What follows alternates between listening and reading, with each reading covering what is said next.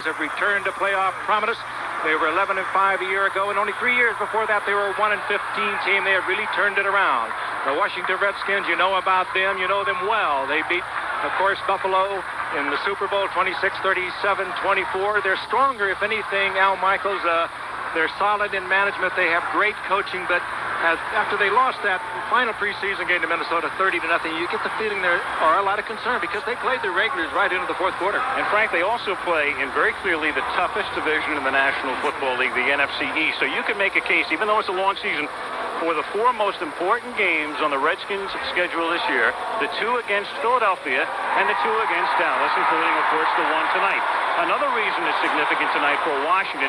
They were not only bad, as Frank said, during preseason, but abysmal against Minnesota. If they win tonight, then the preseason becomes what it should be, meaningless ancient history. If they lose tonight, then you go home and you go, is something wrong here? Is there a bigger problem? So a big game, even though it's opening night for the Skins against the Dallas team, Dan, 2 years ago. They win 1, then they win 7, then they win 11. What next? What's next? Well, to listen to Jimmy Johnson and the folks who live here in Dallas, it's nothing less than an appearance in the National Football Conference championship game. Lofty goals, but no team in the league has their star rising quite as quickly as this Dallas Cowboys squad. Now, Jimmy Johnson is the first to say, this is a better team now than I had here a year ago. But a reality check is here tonight in the form of the defending Super Bowl champion Redskins. But watch out, if by chance Dallas should win this game tonight, then I guess a lot of people will say about America's team, rightfully so, Texas Stadium is a bad place to be if you're another club in the NFL. And it is the only place to be in the Metroplex tonight because a crowd of 65,000 looks on in a much anticipated game. This area talking about the game since the day the schedule was announced. Here we go, Washington and Dallas with Chip Lohmiller kicking off for the Redskins. And Lohmiller booms one into the end zone, and it is now there by Alexander Wright. The Cowboys will begin their first drive of the season from the 20. Troy Aikman, who has now developed into one of the premier quarterbacks in the National Football League. A lot of people think shortly he will be the best. Fully recovered from a knee injury sustained late last year. Emmitt Smith is terrific, led the league in rushing. Johnston is the blocker and sometime receiver. Martin and Harper start as the wideouts, and Novacek the tight end. Michael Irvin has signed. We will see him. 2-A Newton. Cornish is in the middle. Esick and Williams. The guy they're missing, Mark Stepnoski, their top center, just signed, but not in uniform. They might have him back next week against the Giants. Aikman to Smith, and we'll see this a lot tonight as Emmitt moves to the left side and is out of bounds at the 24-yard line, and a late flag is thrown after a 4-yard gain. So a penalty at the outset. The referee tonight is Dick Hantak, and that 4-yard gain will be negated on a holding call against Johnson's Cowboys.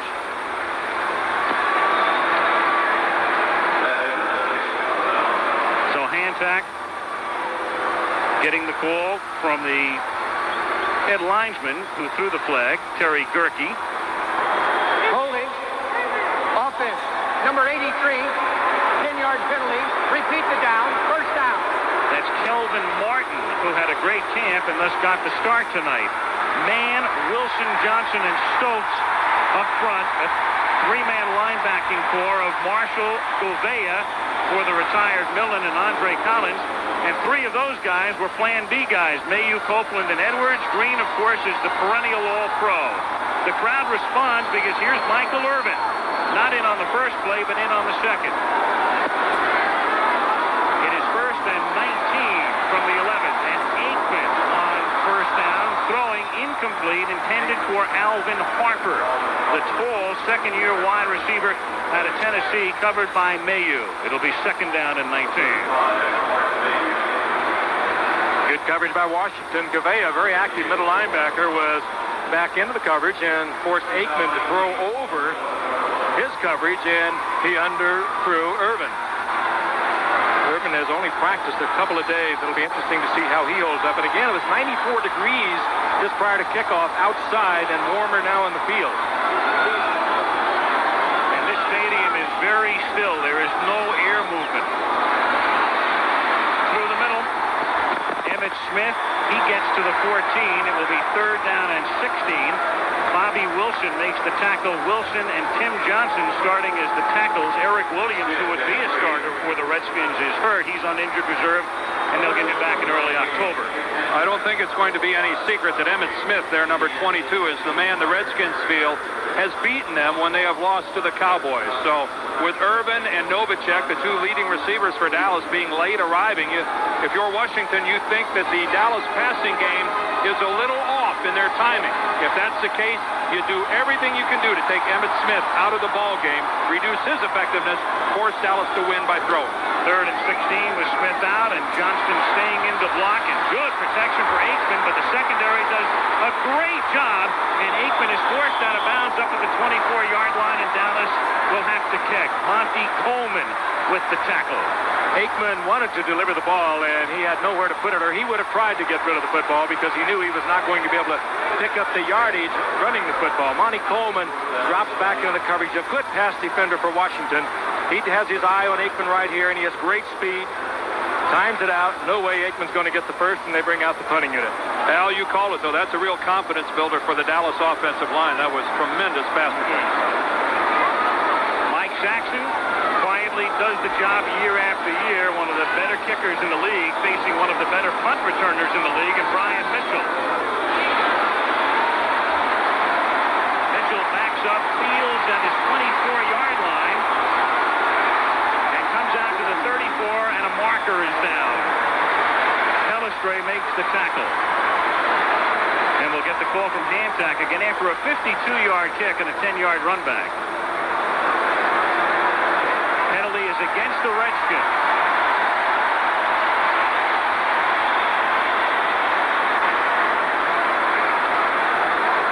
Holding on the return, number 20, penalized 10 yards from the spot of the infraction. 1st down. Alvoid Mays, and so Joe Gibbs looks on as his offense takes over at the 20-yard line.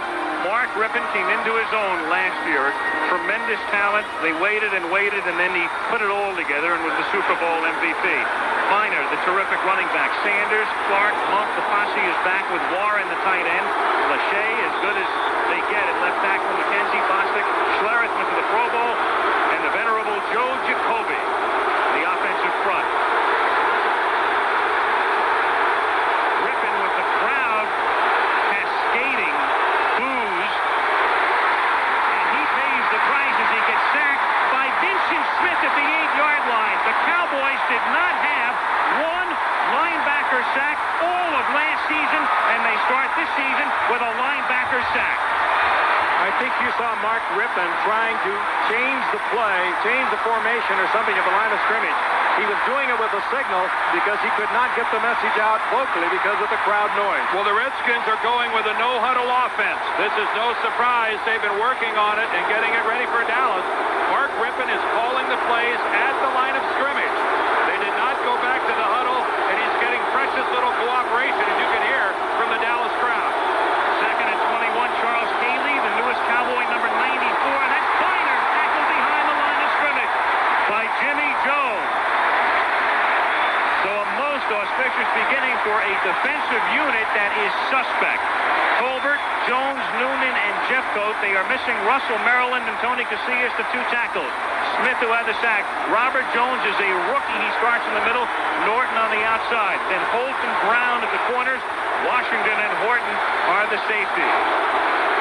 Again, the no-huddle offense, as Dan pointed out, and you have to communicate even though you don't huddle, and it's very difficult, particularly down near the corner of that end zone where the crowd is so noisy. 3rd and 24 at the 6 with Monk in motion. And Rippon's throw is low, intended for Viner. And so the Dallas defense will probably dictate in the long run the ultimate success or lack thereof for this team this year, and they couldn't have a better first series. No, you're right, Al. They will move the ball offensively. They did it a lot last year. Defensively, they weren't the strongest team in the league. All right, let's take a look. There is Charles Haley, the acquisition from the 49ers, working against a great player in Jim Lachey, and Lachey was blocked off by his own man, and Haley very nearly became a factor in the play. Kelly Goodburn sets up at the back of the end zone, fields the high snap, and the kick is blocked out of the end zone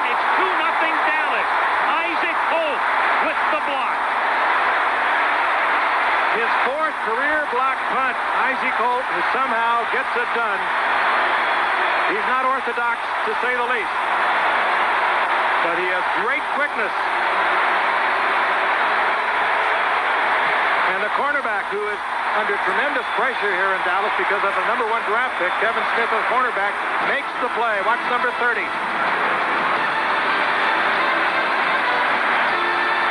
Green start for Dallas. Dallas, as the Redskins regroup the offensive line, Kelly Goodburn with the free kick now from the 20-yard line, and he really booms it. What a beauty. At the 13-yard line, Alexander Wright leapfrogs his way out to the 36, and we have 2 flags on the play.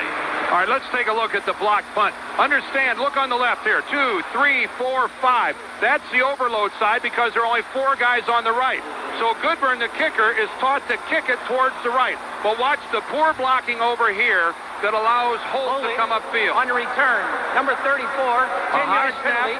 First down. But Goodburn turns and kicks away from the overload, but he wasn't expecting such poor blocking to his right side. You got to take more out of Isaac Holt. That's Johnny Thomas just taking his shoulder, and Isaac Holt is too quick for that. You have got to if you're kicking right into that area. Frank, as you well know, you have to break his stride. You have to make him come to a stop and start over. If you're going to give the end man a free run, he'll get it. Particularly in your own end zone because you're playing much tighter to avoid just what happened. Coverage is of secondary importance. Exactly. Blocking for your punter is primary. Penalty was on Tommy Agee for holding, moving Dallas back to its 16, and Troy Aikman goes to the air, and the pass is incomplete as he throws into traffic intended for the second tight end, Alfredo Roberts. He and Jay Novacek both in the 2 tight end set. Kurt Gouveia got a hand on it, second down. The timing of the Dallas passing game, as I mentioned, you really have to wonder with their 2 #1 guys coming in so late. Aikman was here from the beginning, was faxing the training camp pages daily to this guy, Jay Novacek, hoping that Novacek could work out with Neil Lomax back in Phoenix, but that's not the same. Second and 10. Emmitt Smith picking and threading his way for a minimal gain. If one thing is critical offensively for Dallas, though, tonight, it's to keep Emmitt Smith absolutely 1,000% healthy, because when it comes to backups, he doesn't have any. Irvin Richards is the only guy behind him, and Richards has a lacerated kidney. He could play in a pinch. The blocking over at the point of attack. Number 84, Novacek. We talked about him a moment ago. He is a fine receiving tight end, but he does not have the stature nor the size to really blow somebody out of there, particularly the Redskins, Wilbur Marshall. You saw a lot of Dallas people throwing themselves at the Redskins, and the Redskins not giving any ground. 3rd and 8 from the 18-yard line. Aikman with a lot of poise. It's Johnston, seeks the first down and gets it. Knew exactly where he had to go.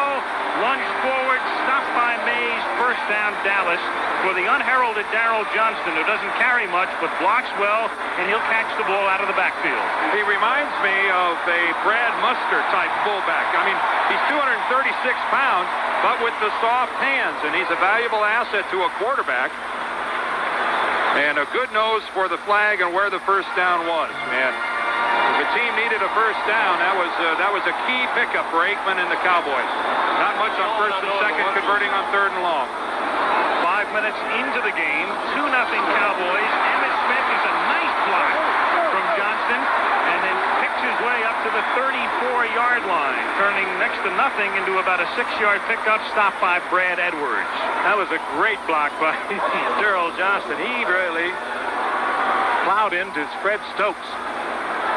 And he just took him right off his feet. And you have somebody as quick as Emmitt Smith. He is going to make the quick move off. Look at that block. Smith with a step inside, breaks it to the outside, and gets a quick 7 yards out of it. It's actually the second time Dallas has run this play where Johnston has picked off the end guy on the line, and in both instances it was Fred Stokes. Much to Stokes' dismay, because the first one looked just like that as well. It is 2nd down and 3 as Emmitt Smith gets to the 35-yard line. He's about 2 yards short of the first down. Kurt Gouveia in on the tackle. So third and short yardage coming up for the Cowboys. That was a huge tackle by Gouveia. He hit Emmitt Smith, and you got the impression that if he wouldn't have had Smith, Smith was off. How many times have we seen Smith kind of slide through those types of tackles? He runs so low, has a low center of gravity, and you're right, Dan, this is a textbook tackle is what it is. He has a head up, shoulder right into the crotch, and down goes Smith short of the first. And Gouveia was alone. Third and a short 2 at the 35-yard line with Novacek in motion, and Aikman's going to throw for it and gets it. Hits Novacek, and Novacek, after being bounced back, thrust forward again. First down at the 38-yard line. Hit first by Mayu, and then finally tackled by Gouveia. Novacek, such a key part of this offense. 59 receptions in each of the last 2 years. He is really, when he comes in motion like that or goes to a wideout, he is like a wideout. He is big at 6'4" and 231, but he can run when he gets the football. Good soft hands, fine receiving tight end. And that is the type of play, guys, that you might expect to see him cough up the ball without a training camp. I mean, Jimmy Johnson has to be excited to see Novacek pull that off. From the 39-yard line, Aikman throws. The pass is too high up at the 50-yard line, intended for Alvin Harper. He's covered by Martin Mayu. Second and 10 with 7:42 to go in the first quarter, and the Cowboys on top 2-0. Jimmy Johnson came here in 1989 amidst, of course, a lot of fuss. Tom Landry gone when Jerry Jones buys the team. The Cowboys had them 3-13 in Landry's last season. A new organization, top to bottom. They begin rather ingloriously, you might say, 1-15.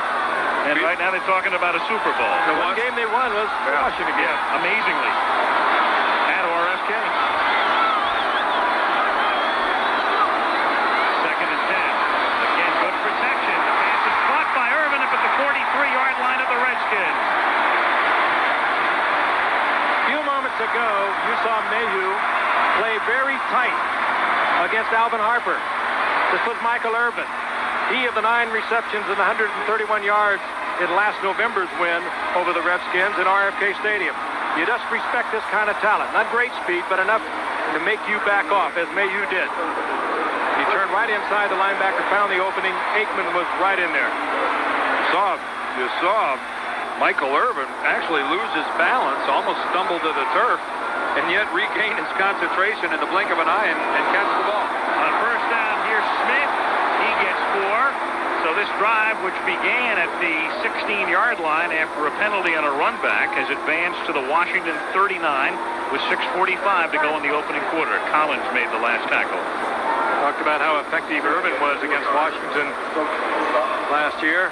Well, Emmitt Smith had over 240 yards rushing in the 2 games, and for some reason, the Cowboys just seemingly have the Washington defense's number. They've been able to move the football. They've been able to do pretty much what they wanted to do when other teams couldn't. They put up some amazing numbers when you consider how tough Washington was defensively against other teams last year. You saw Richie Pettibone as his defense now is in there for the 10th play on this drive. Second and 6, and Aikman, a short drop, throws. That's another first down. Alvin Harper wrestled back from the 30, and here comes a late flag. I believe the flag is on Brad Edwards, who came in late.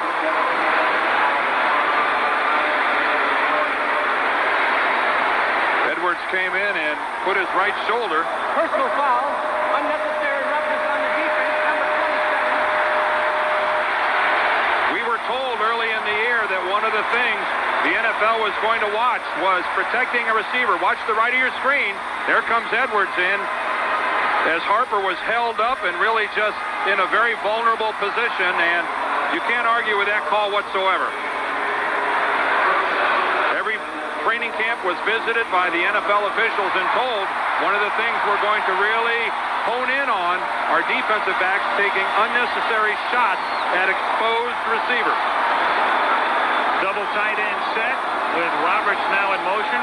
First down at the 14. Emmitt Smith gets knocked backwards by Brad Edwards, coming up from the safety spot at the 12. Second and 8.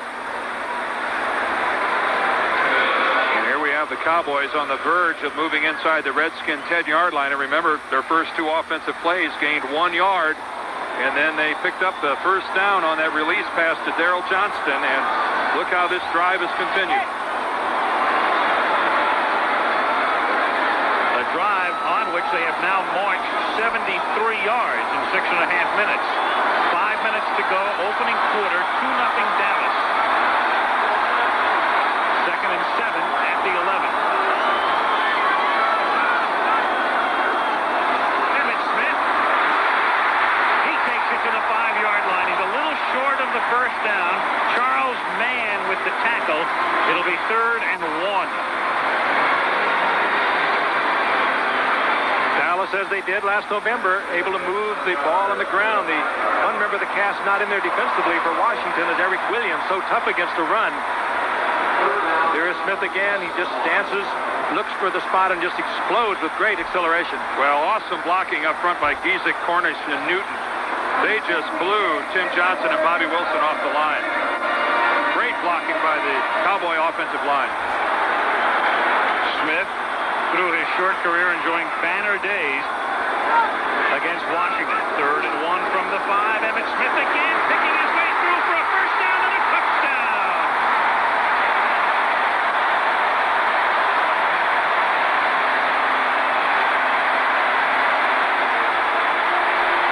I think back to a Dallas Cowboy offensive line that gave up 11 sacks to the Eagles last year.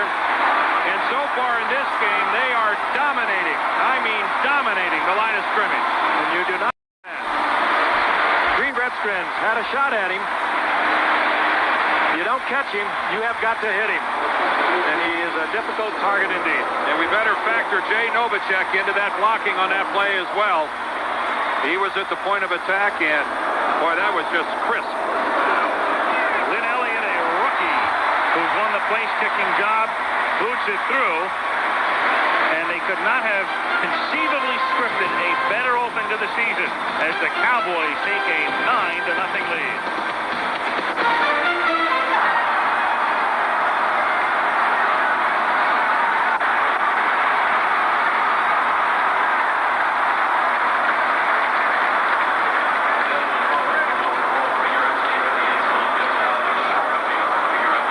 Football for more than half of the first quarter. 3:57 remaining. Opening period in Dallas. 9-0 Cowboys. Season of Monday Night Football. Al Michaels, Frank Gifford, Dan Deerdorf. Texas Stadium, Irving, Texas. Redskins have the ball. Dallas leads 9-0. 3:57 to go in the quarter. And on first down, Ernest Biner from the 20 up to the 23-yard line, where he's tackled by Ken Norton Jr. After a pickup of 3, 2nd down and 7. Russell Maryland has a dislocated toe. He was the first pick in the 1991 draft, a great defensive tackle. So he's out tonight. And Tony Casillas is standing next to him. Casillas with a sprained knee could play in a pinch, but they'd like to keep him out tonight. And then you factor in that there's a rookie at middle linebacker. A lot of change up the middle. 2nd and 7. It's a dump off to Biner, and with a nice move, Biner turns it back upfield. And after getting the first down, we've got a flag coming in. I think they're going to flag Mark Schlereth for a late hit. He came along and picked off Larry Brown well after the play was over. That's one they didn't need. Schlereth way late. Whistle had blown, and he still unloaded. Boy, it's helmet to helmet, too. Brown, 182. Schlereth, 283. Mark put the extra 101 right on Larry Brown's head. Personal foul.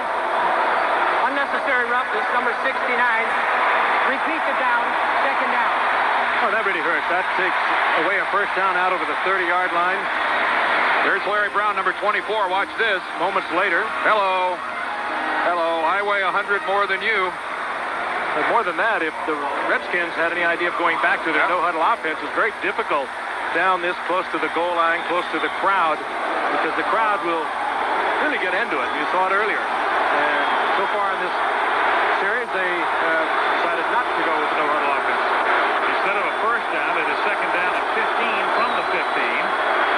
Rippon hits Biner, but the coverage is there, and he is tackled by Ken Norton and Robert Jones. Jones, 55, one of 2 first-round draft choices, a rookie from East Carolina, the other first-round pick, Kevin Smith, who eventually will be a starting cornerback for them, but he's been stymied with injuries in camp. Well, there's a lot of pressure on Robert Jones, too. Playing against the Washington Redskins with all their moves, their formations, he has to be the man who keys on it. He's playing without the 2 starters, Maryland and Casillas, that we just talked about in front of him. And the middle linebacker in a 4-3 depends so much on those defensive tackles right in front of him. 3rd and 13. Crowd not making it easy for Rypien and the Skins. Rypien setting up in the pocket, and the throw is incomplete, intended for Biner over the middle. So the penalty is costly. Instead of keeping that drive moving, the Redskins, it turns out, go 3 and out, and Kelly Goodburn into punt again. Was that ball deflected, or did it just slip out of Rypien's hands? I'm not sure, but it was ugly. Biner might have given him a different move, but that was ugly. I think he's discussing with Biner now. Biner gave him a move to his right when he was not expecting it. Kelly Goodburn to kick. Kelvin Martin back to receive. Not a good kick, a short one. Bouncing at the 49, but it does take a very good Redskin bounce. Big break for Goodburn. Instead of it being about a 36-yard kick, it's dead at the 24-yard line, and it's a 59-yard kick. Dallas up 9-0. 2:03 to go in the quarter, and now it's time for our regular feature on what's new in the world of sports science and technology. A look behind the scenes as sports and science converge, brought to you by AT&T. Mountain bike racing places athletes and their bikes on the brink of disaster. Handling can be difficult when the bike spends so much time in the air. A mountain bike with a full suspension system helps keep the wheels on the ground. Computer designed, the front and rear shocks absorb the heaviest impact of the rough terrain, giving the rider a more relaxed, comfortable, and controlled ride. In our universe, there is always the unknown, the unpredictable. All we can do is prepare for it. AT&T is now installing FastStart. It can detect a cable cut instantly, so 800 calls can get back in minutes instead of hours. We can send wireless for any occasion, anywhere, but only if our 800 service is up and running. Our 800 service isn't just a phone line, it's a lifeline. I'm excused. AT&T has the most reliable 800 service, period. AT&T, call us. To those of you who have a certain image of minivans, Nissan introduces the Quest. It has a V6 engine, so it's more powerful, and front-wheel drive, so it's more nimble and agile than you'd expect a minivan to be. After all, just because you have kids doesn't mean you have to drive a bus. New 7-passenger Nissan Quest. It's time to expect more from a minivan. Emmitt Smith, the #1 pick for the Cowboys in 1990. A routine start in his first start against Washington that year, but then a great game in Game 2. Last year on a Monday night in that third game, those 11 carries for 112 yards, and he got sick in the second quarter and played sparingly after that, and then a huge day at RFK in November. I wonder what he would have done if he hadn't got sick in our Monday night game. Yeah. But he had 112 yards. He only played half of it. Had a 75-yard touchdown run. He got sick after he had run for that touchdown, and he makes the Redskins pretty sick every time he touches the football, and he has thus far tonight, as it's 9-0 Dallas from the 24-yard line. And Troy Aikman escapes man, and then a catch is not made, or is it? Yes, at the 46-yard line by Alvin Harper. Get back, Jack. Harper, who is a 7'2" high jumper, shows you some leaping skills there. Whoa. He one-hands this. This is awesome. You don't see many of those in a year. He's got to bring the other foot down. Get out the highlight film. And clearly in bounds with possession. Up at the 46. Here's Emmitt Smith into Redskin territory. He takes it to the 46, and the Redskins continue to play as if it's preseason. Remember Harper, he caught that Hail Mary against the Redskins last November. If you don't mind, we're just going to show this every other play. That's just too good to be true. But the concentration, because he had to know that he was going to be coming down very close, out of bounds, still focuses on the ball, flips it back in, protects it when he goes down. That's pretty remarkable. Frank, concentration, athleticism, style, grace, beauty, you name it. It was all in that catch. 2nd and 3 at the 46-yard line, and Emmitt Smith behind Johnston again, and look out, he gets a ride by Fred Stokes from the 46 back to the 49-yard line.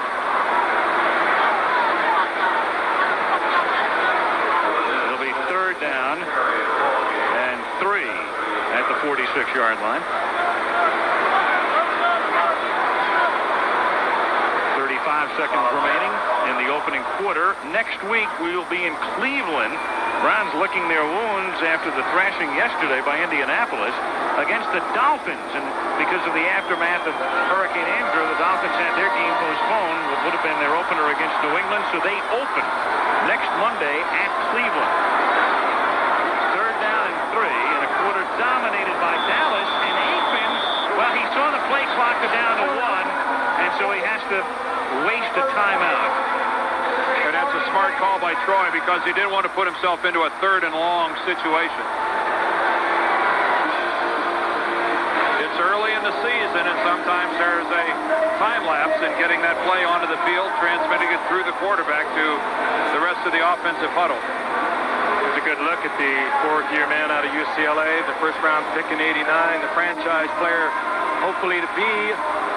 Big question mark, can he stay healthy? He has been troubled by injuries in each and every year, going out the 12th game of last year. Unfortunately, Steve Berline is a great backup quarterback. He came on to win the final 4 games, and Aikman, as Al pointed out earlier, no problems with the knee that he injured against the Washington Redskins last November. It's premature to say in the first quarter that we've reached a critical juncture of the ball game, but it would do the Redskins a whole lot of good if they could hold defensively here and force the Cowboys to punt the football. I mean, Mark Rippon and his squad don't need to be any farther in the hole than they are right now. And this would be an opportune time for the Redskins to arch their back a bit and hold. 3rd and 3, 11 seconds to go in the first quarter. 9-0 Cowboys.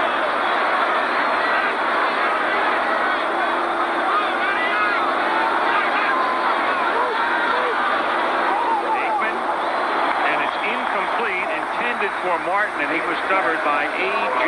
Johnson. And so, as Dan suggested, it would be propitious for Washington to hold, and they do. And they will get the ball on what might be the final play of the first quarter. Darrell Green drops back to receive the kick. Mike Saxon will set up at his own 40-yard line. And I think Green's back there for his decision-making ability.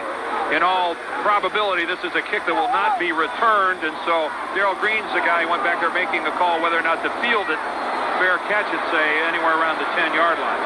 He's also a great guy to have back there if they're thinking about a fake. On 4th and 3, Saxon lofting it just barely into the end zone.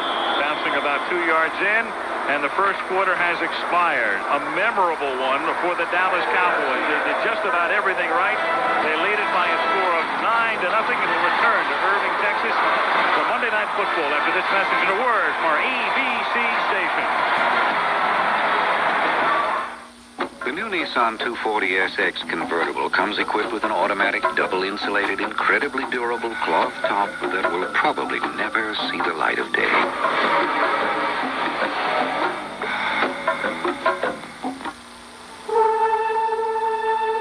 They're tiny portraits of the people. They sing of our heroes and celebrate our homeland. There are as many reasons to love stamps as there are people who love them. These are stamps worth saving. Ask for the World War II stamps at your post office now.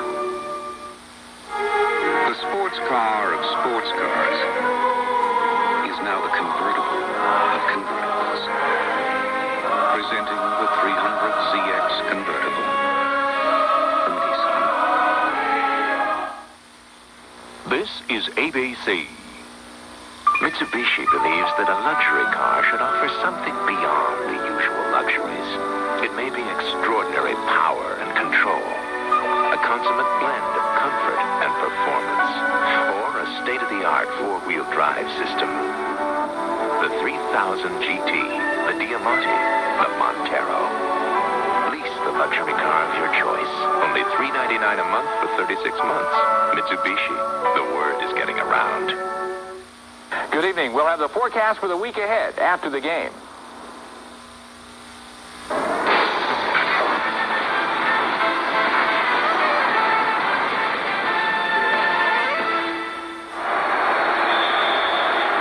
Three key guys were in your picture there, Jones and Noonan, the two backup tackles, and the other Jones, the rookie middle linebacker.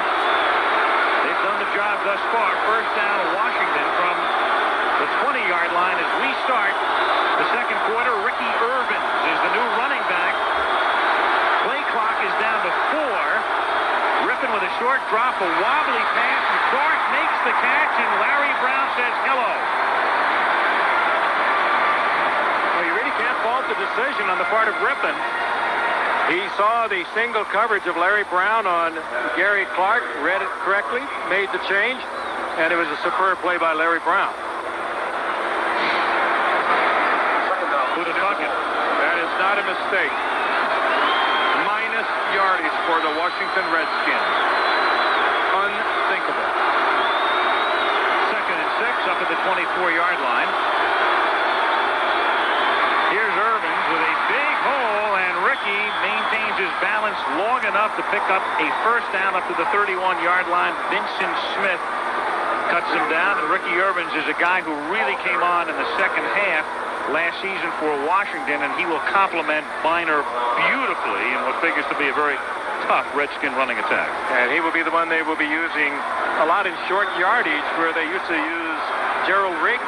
They let him go. 11 touchdowns for Riggs a year ago. And I think one of the questions that will have to be answered over the course of the year, will they need that big man for the short yardage? Or can Irvin do it? That was their first down, and here's Irvin, and he runs into 3 Cowboys at the 30-yard line, led by Jimmy Jones, number 97, and Tony Tolbert is also there. ABC's Monday Night Football is being brought to you by Ford and your Ford dealer. Have you driven a Ford lately? 13:20 left, first half. Cowboys 9, Redskins nothing. If you were wondering, as I was a while ago, and I asked the guys down on the truck, when was the last time the Skins were down by 9 points? Last year against Phoenix, they were down by 14. They came back to win that one. Well, I mentioned how made me feel better. Dallas offensive line was controlling the line of scrimmage. Right now, their defensive line is coming doggone close to doing it. Second and 12, and Irvin gets tackled from behind. Nice play by Danny Noonan to stop him in his tracks after a minimal gain. I mean, now if any team in the league could suffer some losses at defensive tackle, the Cowboys are one of the teams that could do it. Noonan was close to being on the trading block and maybe playing with someone else before Maryland got hurt. Then Casillas got hurt. But keep in mind that Jimmy Jones and Noonan have both logged a lot of playing time for the Cowboys. They are deep in defensive linemen, plus the recent addition of Haley. Third and 10 at the 32-yard line. They stack receivers on the left side, and then Rippon throws deep down the middle to the 46-yard line, and it's incomplete. Ricky Sanders in traffic couldn't hold on. And what a great pass rush by Charles Haley, who takes the inside rush, splits a couple of Redskins, and smothers Rippon. Remember, this is one of the great pass rushers. He's to the top. Watch the loop to the inside. He splits McKenzie and Lachey and gets in there and disrupts Rippon. What a wonderful addition for the Dallas Cowboys, Charles Haley. How many times have we seen him do that in that other uniform? Here's Goodburn's kick, and this is a boomer, and Martin backs up and fields it at the 14-yard line, eludes 2 Redskins, then a third, and is finally tripped up at the 23-yard line. Cowboys have it again as they continue to dominate. 12:02 left first half. 9-0 Dallas. Ask anyone who's driven a Ford lately. Ask them about quality. It's one of the biggest reasons 5 of the 10 best-selling cars and trucks in America are Fords. The F-Series pickup, Taurus, Explorer, Escort, and Ranger. 5 out of 10 of the country's best sellers. It's quality that breeds success. Have you driven a Ford lately? It's more than just a question. It's an answer. Honey, you know that little package they delivered this morning? Did you put it somewhere? Federal Express knows how it feels when you have to locate your package. Mommy used it for a meeting. That's why Federal Express has a tracking system that can tell you where your package is. How about giving Mommy a hint? Of course, once it gets there, you're on your own. Federal Express. Henry, where are my keys? Our most important package is yours. Sweet dreams, baby. Kemper, a financial services company. Sweet dreams tonight. Kemper, asset management, brokerage, and insurance. Every baby needs a blanket to help them dream at night. For growth, for protection, the companies of Kemper Corporation. We're making dreams come true.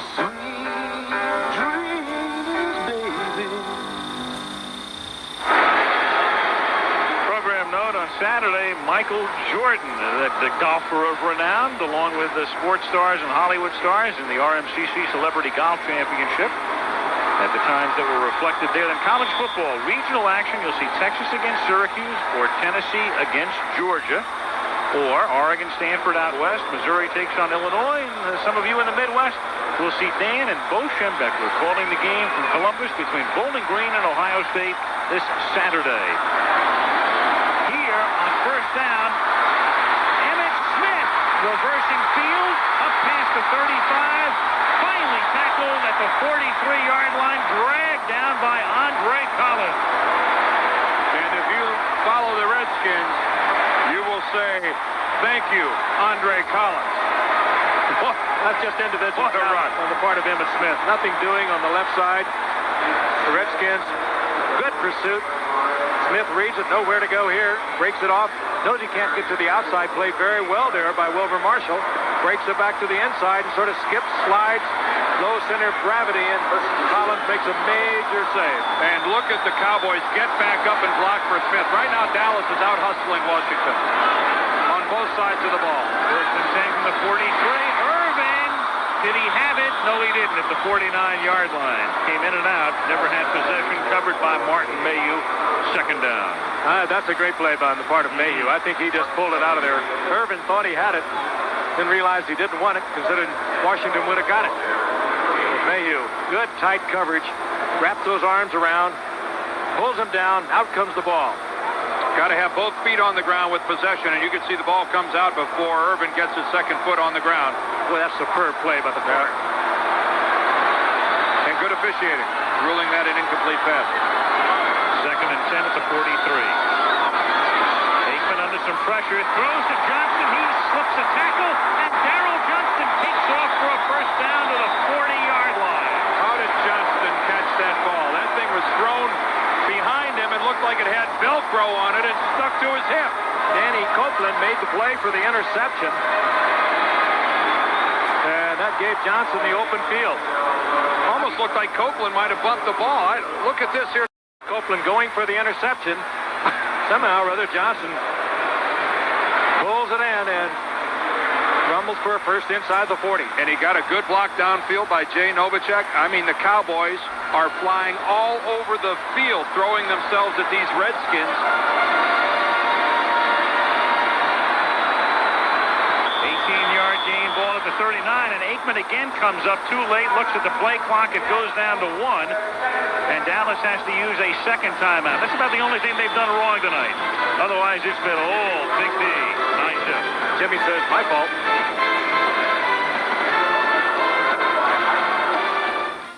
I'm Stan Galt from Goodyear. You're not seeing the usual great aerial photography from the Goodyear blimp tonight because we sent the blimp to help in the hurricane relief effort in Florida. The Goodyear blimp with its night sign can be used for critical communications with the workers and victims of Hurricane Andrew. The power is out in Florida, but the real power is in all of our hands. Please join Goodyear Associates throughout the country and help in any way you can. We've got a bit of an edge with the driver we have. We've got the best driver out there. So it's a matter of the mechanics just not overlooking anything. Al and I stay in constant communication during the race. I have to be aware of what he wants or needs, at all times. I think the small details are is what makes the difference between winning and running second. A new job, a new apartment, and a new Escort GT. Let's freeze this moment in time. Introducing the new 93 quality line of Ford Escorts. The woman of my dreams came with a kid and a dog. Lucky for me, I got a new Escort wagon. With 3 women in the house, it's impossible to agree on anything except our new Escort sedan. No wonder Escort's the best-selling small car in America. Don't you think it's time you discovered why? Have you driven a Ford lately? It's a duel between top guns. Dan Marino leads the Miami Dolphins into Cleveland to meet Bernie Kosar and the Browns. Next week on ABC's Monday Night Football. Mark Stepnoski was the last of the Cowboys to come to terms over the weekend, but not early enough for him to play tonight. So he is roster exempt. Frank Cornish, who was a Plan B pickup from San Diego, and who was Aikman's center at UCLA, spells him, and he's been doing a great job tonight. At the 39-yard line, Aikman throws, open man, and dropping it at the 21-yard line is Irvin. He was almost too open. Oh, boy, when you miss all of training camp, and you come in and do that in front of the hometown folks, and you just padded the bankroll enormously. Well, he didn't get the booze, but he better not do it again. Lined up against Darrell Green, and they've had some classic matchups in Michael Irvin's young career. Good move to the inside. Aikman could not have thrown the ball better. Well, and you just saw a great illustration of one of the things that Michael Irvin does a lot. He is a big man at 6'2", 200, and he pushes off. A lot of DBs in the league complain about his use of the hands, and you saw it there. Emmitt Smith exploits the hole, takes it to the 29-yard line, close to a first down, tackled by Copeland. Just simple zone blocking on the draw play, and enormous hole up the middle for the Washington Redskins. The Redskins, they're not making the contact. They're not bringing the football to the Cowboys. They're standing up and they're taking the blows. That's exactly right, Frank. They are absorbing rather than penetrating the line of scrimmage. And they better get with it in a hurry or they are going to be in deep stuff. Second and inches. Meanwhile, on almost every replay, almost unnoticed, Darrell Johnston keeps turning in a great block. And paved the way that time. A couple of key receptions already. Ali actually led the Cowboys backs in receptions during the preseason. That was by design, working with him, and just to give him another receiver. And they have spread the ball around to their receivers tonight.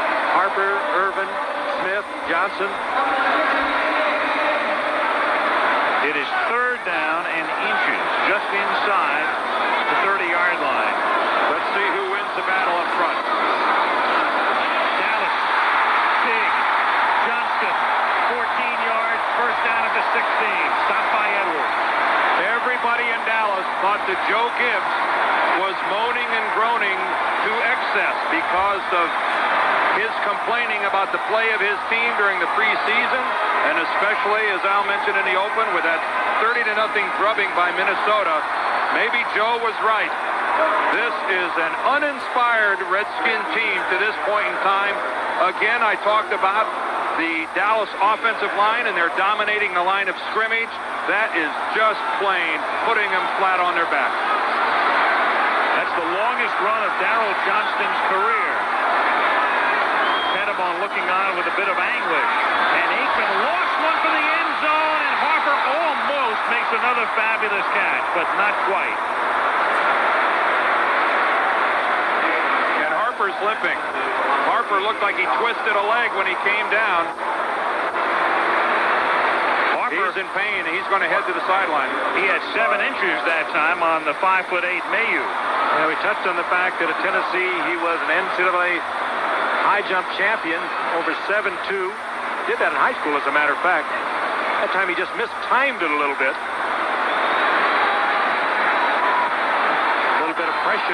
for one of the rare times put on Aikman by Tim Johnson. Harper out, Martin in, Emmitt Smith, a little bounce job, and then Stokes buries him at the 15 with 8:45 to go in the half, and Dallas on top 9-0.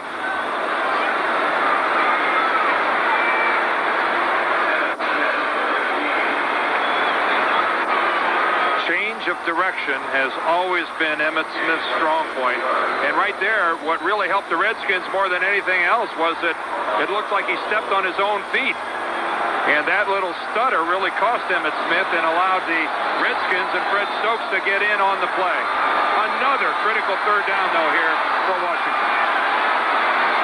Harper comes back in. He's set to the top of the screen. 3rd and 9 at the 15. Aikman under some pressure this time. Sets up, throws too hard off the hand of Kelvin Martin at the goal line. And so the Redskins able to stop him. Charles Mann putting the pressure on that time, and Lynn Elliott and the field goal unit come in now for what will be about a 33-yard attempt. Again, a little pressure on Aikman coming from Charles Mann, who had been held in check tonight, not much as he was by Eric Williams last November when Williams started for the first time out there and held Mann without a sack. This time enough pressure on Aikman that he missed through the ball. But Mann really did his job. Aikman was allowed to step up. There was nobody in the middle. 32-yard attempt for the rookie out of Texas Tech. Lynn Elliott, Verline holds, and Elliott's kick hits the upright. So the Redskins hold, then get a big break, and they are very lucky the score is only 9-0. It could be 24-0 right now. Lynn Elliott had a great preseason, won the job, and he misses from in close. The ball does not hook in. Catches the upright. Big break for Washington. Now they have to do something with it.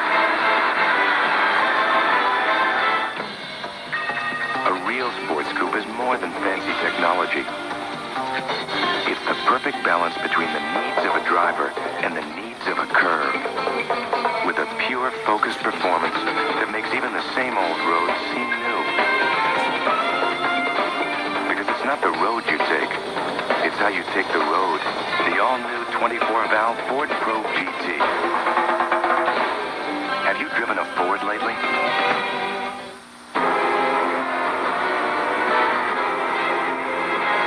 He's defeated Mothra. He's defeated Angus and Mecha Godzilla. But he's never faced an adversary like this. Godzilla versus Charles Barkley. It's the battle of the century. Get ready to see a real monster jam. It's hard to believe so much beauty ended up in one place, America. And right now, you can see a lot more of it in a new Geo Metro from Alamo at a special low rate. We call it Alamo's Great American Rate. One low rate, good from coast to coast. And nationwide, with Alamo, you get all the miles for free. A Geo Metro at Alamo's Great American Rate. It's the perfect way to tour America, from sea to shining sea.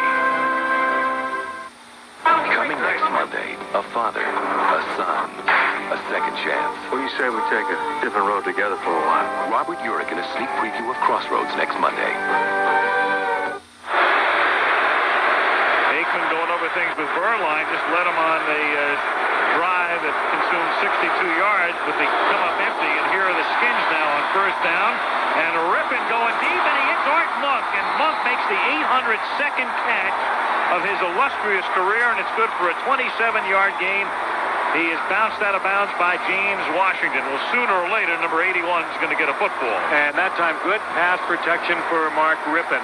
Joe Jacoby doing a good job on Charles Haley, standing him up, keeping him right on the line of scrimmage.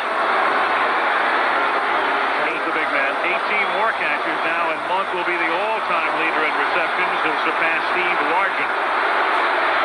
And as you saw, he just became the 5th player in league history to go over 11,000 yards. First down at the 48. The fake to Irvin. The roll by Rippin. That buys time. Rippin going deep, but too deep. The coverage was there. Terry Orr, and you'll rarely see Orr going that deep, the H-back. Ray Horton back there covering. And you just saw why you will rarely see Terry Orr going deep. He gets himself tied up in the secondary with Larry Brown, and Rippon, in effect, just threw it away. Redskins, that first drive resulting in a safety off the block punt, and then 4 plays in a punt, and then 5 plays in a punt, and now this. Second down and 10, and a fumble at the 47-yard line. Dallas has it.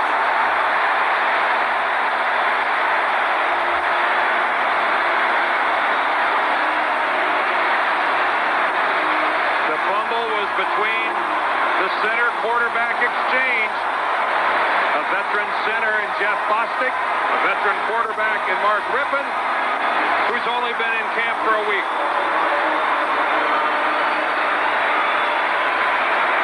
There's Bostic, who's been there forever. Let's see if we can see it. Actually, Rippon was leaving before the count. You could see the ball came up and was in Rippon's hands, but Rippon was on his way out and didn't control it. Recovery by Kenneth Gant, the safety. First down, Dallas at the Skins 46. Emmitt Smith, Vintage Smith, gain of 10 to the 36-yard line. If Emmitt Smith in this game tonight is reminding me of Barry Sanders in so much that every time he touches the football, your heart just accelerates and you're wondering, is this going to end up being a highlight film type run? I mean, every time he's taking it, Frank, it's looking like that. He looks a lot like Barry Sanders, built low to the ground. They're going to take a look, see if it's a first down. But what has happened tonight is there have been so many Redskins that have taken a shot at him and have missed him. They're hesitating, and that makes him even that much more effective. Well, you saw that graphic earlier. He became the first guy since Leroy Kelly in the mid-60s to score against the Skins in 4 straight games. And now he's just joined Otto Graham. 5 straight games in which he has scored a touchdown, 78 yards already. So he's almost on a 200-yard pace at the moment. Here he is again on first down, getting next to nothing. Stokes is there to trip him up along with Andre Collins. And we have 6:40 to go at jam-packed Texas Stadium, where the Cowboys have been dominant and lead 9-0. I was talking with Richie Pettibone before the game, and there's been a lot of talk here in Dallas. This is the year they take the next step. That means the NFC Championship, and they're talking Super Bowl. Richie Pettibone said, you know, they sound like they're us. We're the Super Bowl champions. They're the ones who are trying to get there. But they came out, and they, so far, have really made their words stand up. They're talking big, they're playing big. Second and 9, and Aikman throws a wobbly pass that Mayu picks off inside the 20-yard line. And Martin Mayu gets banged down by Emmitt Smith at the 41 as they pat each other on the helmets. Well, Martin Mayhew has been having an extraordinary preseason. 2 interception return for touchdowns against the Raiders, and now this one, a much-needed spark for the Redskins. And I don't know how he kept the ball off the field. The attempt was to Alvin Harper. The question won't be a question because they have given it to him, but it came close to a trap. Will they get the hand better? It matters not because they allowed the interception out to the 42-yard line. The attempt to Harper, who was shaken up on the play. It looked like a trap from that angle, did it not? At the 42-yard line, Ernest Biner picks up the first down. But, of course, this year, upon no further review. Well, the other thing that would have been looked at there was whether or not he was down by contact. Was Mayhew touched by Harper when he was on the ground in possession of the ball? Let's look and see. Oh, but what a great play. Yeah. Yes. Very close. Yes. The other side of that is he should not have been given the yardage that he got up and gained after the INT. Well, you hit it, Dan. He's been playing great football. He gets most of the attention because Darrell Green's on the other side. They usually send their best receivers against Mayhew. 5:15 remaining in the half from the 46-yard line. Here is Ernest Biner. Cuts it back. Brown can't make the tackle. Sloppy tackling. And Gant finally runs him out of bounds at the 30-yard line. Redskins just when they need it, too. They've been pushed all around here in the first half. They can put 7 on the board. They will be in good shape. Again, Biner, he's Mr. Everything for the Redskins. Nothing doing inside where he was supposed to take it. Breaks it to the outside. Good all-around football player. A couple of back-to-back 1,000-yard seasons. Good receiver. Clark and Monk stacked to the right side, and ripping forward with a wide-open Clark and a touchdown. And so Mayhew's interception completely turning it around. And the Skins now down by 3 and going on 2 with the extra play. Cowboys just dropped back into a zone, and Clark came down, moved to the inside, saw the zone, broke it to the flag, and Rippon with all the time in the world delivered. And the instant replay, opponents and proponents will have lots to talk about tomorrow. Look at Clark, 84, a little dip to the inside. And James Washington, 37, fought it all as Clark turned it to the flag, and Rippon was there. Chip Lohmiller for the point after. Gary Clark. On the receiving end of a Rippon aerial with 4:48 to go in the half. A 2-point Dallas lead now. They break and enter, but they're not thieves. Working tool for the say know your secrets, but they're not spies. Mr. Bishop, do you mind if I take those? Carl, grow up. Now they've been hired to find a secret. And your job is to find that little black box. More powerful than any weapon. Give me the box, Marty. There isn't a government on this planet that wouldn't kill us all for that thing. They've almost got us. Sneakers, rated PG-13. Starts Wednesday in select areas and Friday everywhere. Ford Truck, the best ever red. People used to go out on Saturday night and leave their truck at home. Times have changed. Our 92 full-size pickup is still built Ford tough. But we designed it to be more stylish outside, more comfortable inside. Now, if anything gets left at home, it'll probably be their car. More people are driving the best-built, best-selling American trucks than ever before.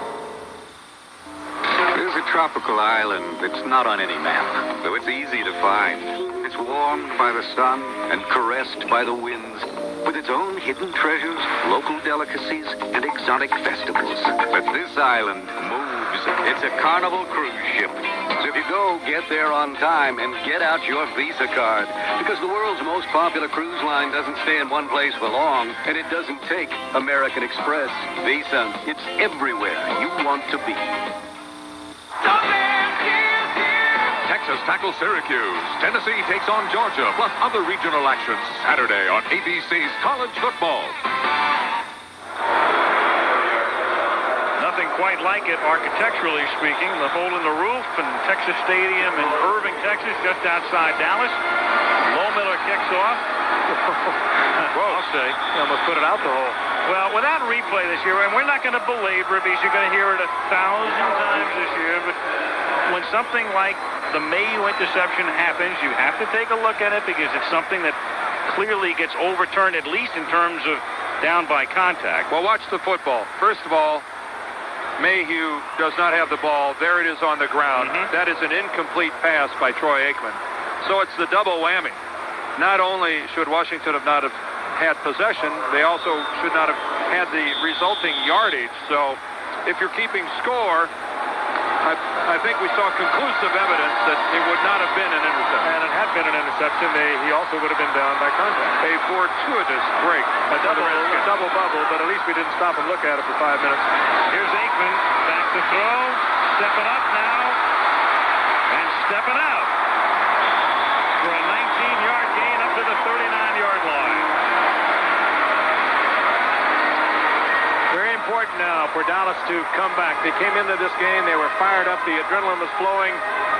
They were really stoked when they came out onto the field, led by this man. And now they're kind of back to normal, if you will. It is important now that they step up. 4:28 to go in the first half. Jerry Jones, the owner of the Cowboys, the man who Bought the team in 1989, the man in the middle. Was that Hank Williams Jr.'s cowboy hat walking around in there? It looked like it. And a whistle before the inception of the play. Yes, it is. Are you ready for some football? And there's a man under it. Yes, sir. Mr. Excitement. False start. Offense, number 79, prior to the snap. 5-yard penalty. Still first down. Enjoying a cold glass of ice water. A little refreshment here on a very warm night. Or tea. Eric Williams is the guy who jumped. We mentioned Eric's name before, but not the same Eric Williams. The Redskins, of course, with a defensive tackle. Eric Williams, he's the guy who's hurt, and also Bobby Wilson was shaken up before, so he's out, and Jason Buck, a much-traveled defensive lineman, number 99, is in there. Aikman throws, and that's dropped by Johnston, who gets wrapped up immediately by Gould.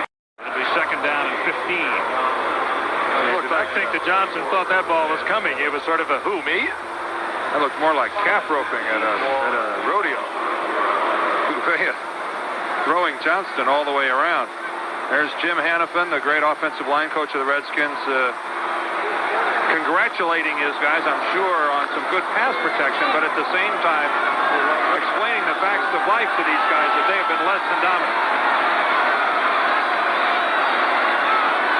Second and 15 at the 34-yard line.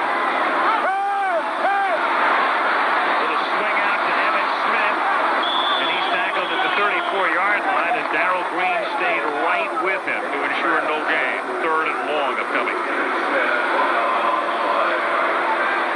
Dallas apparently losing a bit of their momentum. They went back to a very high percentage play with second and long yardage, second and 14. They flip it out on the flat to Emmitt Smith, hoping he can break a couple of tackles, get good yardage, and Washington defense did very well. Third down. 14. Look through the face mask of one Charles Mann as Smith comes out. Cowboys, of course, if you follow them closely, they don't use the shotgun. Haven't at all since '89. Aikman lines up under center. Johnson stays in the block. Coleman comes racing through, but he gets it off to Kelvin Martin. And Martin seeks the first down, but is short up at the 44-yard line. A.J. Johnson with the tackle about 4 yards shy. Boy, there's the athleticism of quarterback Troy Aikman under great pressure from Monty Coleman. We already told you about how fast he is. One of the great pass defensive linemen in the league, or linebackers in the league, and he puts the pressure on Aikman, and Aikman with the flick of the wrist was able to complete the pass. Here comes Coleman. Well, the Redskins, Frank, have been getting good pressure outside from the ends, but they haven't been getting much up the middle, and that time Richie Pettibone was forced to come with the blitz, and fortunately, Coleman was not picked up. Meanwhile, Washington has taken a timeout as they look ahead. They want to stop the clock, otherwise the Cowboys would have run as much time as they could have off the clock, and the Skins still have 2 timeouts, plus the free one at the 2-minute warning, and they're going to get the ball back. 2:34 remaining in the half. Tomorrow night, a tropical island is the setting for a med school like one you've never seen before. From the producers of Northern Exposure comes the season's first hit series, Going to Extremes. You'll see it tomorrow at 10 o'clock, 9 Central and Mountain, right after Coach with Craig T. Nelson right here on ABC.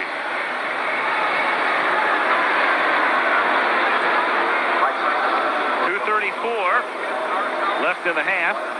Saxon will kick. And Brian Mitchell stands back at his 10-yard line to accept it. As you can see, the crowd fanning themselves here. Very still inside Texas Stadium. No air circulation because of the roof configuration. Saxon angles it, and that is a beauty. Perfect. Do you believe the 1-yard line? Just perfect. 54 yards. Well, Brian Mitchell, the return man, is told not to handle the ball inside the 10-yard line. He made the proper decision in not handling the football, and who's to know that this type of a bounce would happen? That is just plain old perfect. And that ball just does what it wants to do sometimes, and that time it decided to do Mike Saxon and the Cowboys a favor. So inside the 1-yard line now for the Washington Redskins. 2:26 remaining in the half. Hobbs and Sanders come in as we'll take a look at. And guys, here's where Dallas, having burned up some of their timeouts earlier, hurts them because they would want to stop the clock. Sure. Griffin throws, and it's tipped in. He's lucky it wasn't picked off by Jones, off the hands of Gary Clark, and Robert Jones was there, but could not come up with the interception. Now there's a break for Dallas in several ways. One, no yardage on first down, but secondarily, it stops the clock. Now with 2:21 remaining, the Cowboys have one timeout, is that correct? They have one timeout, and will also stop, of course, at the 2-minute warning, which could work at this point in either team's favor. It all depends. 2nd and 10. Finer after the 8-yard line. It's going to be 3rd and 3. James Washington. This is one of those calls where you got to look at yourself and you go, what do we do here? Do we call timeout? No, I think you let it go to the 2-minute warning with only having one. We've already had one punt block, so at least you feel a little more comfortable getting away from your 1-yard line where you can at least kick from some sort of a spread if you have to kick. A lot of pressure on the Washington Redskins to get a first down and keep the ball away from Dallas.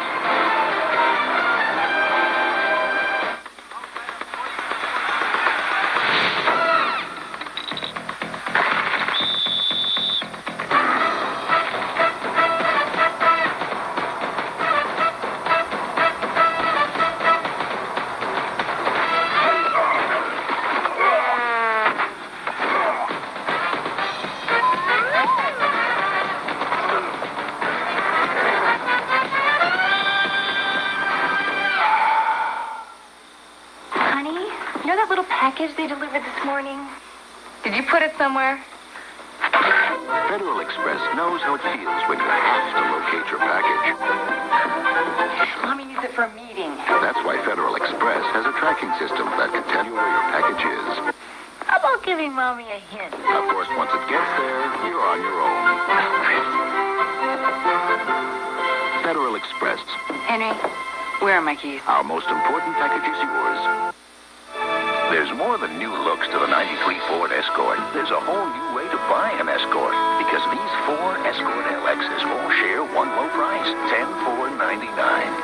The 3-door, 4-door sedan, 5-door, and wagon all have air conditioning, AM/FM stereo, power steering, power mirrors, and more. 4 Escorts, one price. Now buying an Escort's as easy as owning one. Have you driven a Ford lately? 2 minutes to go in the first half. Al Michaels, Frank Gifford, Dan Dierdorf on opening night of our 23rd season. 9-7, the Cowboys in front. 3rd down and 3 upcoming for Washington at the Redskin 8-yard line.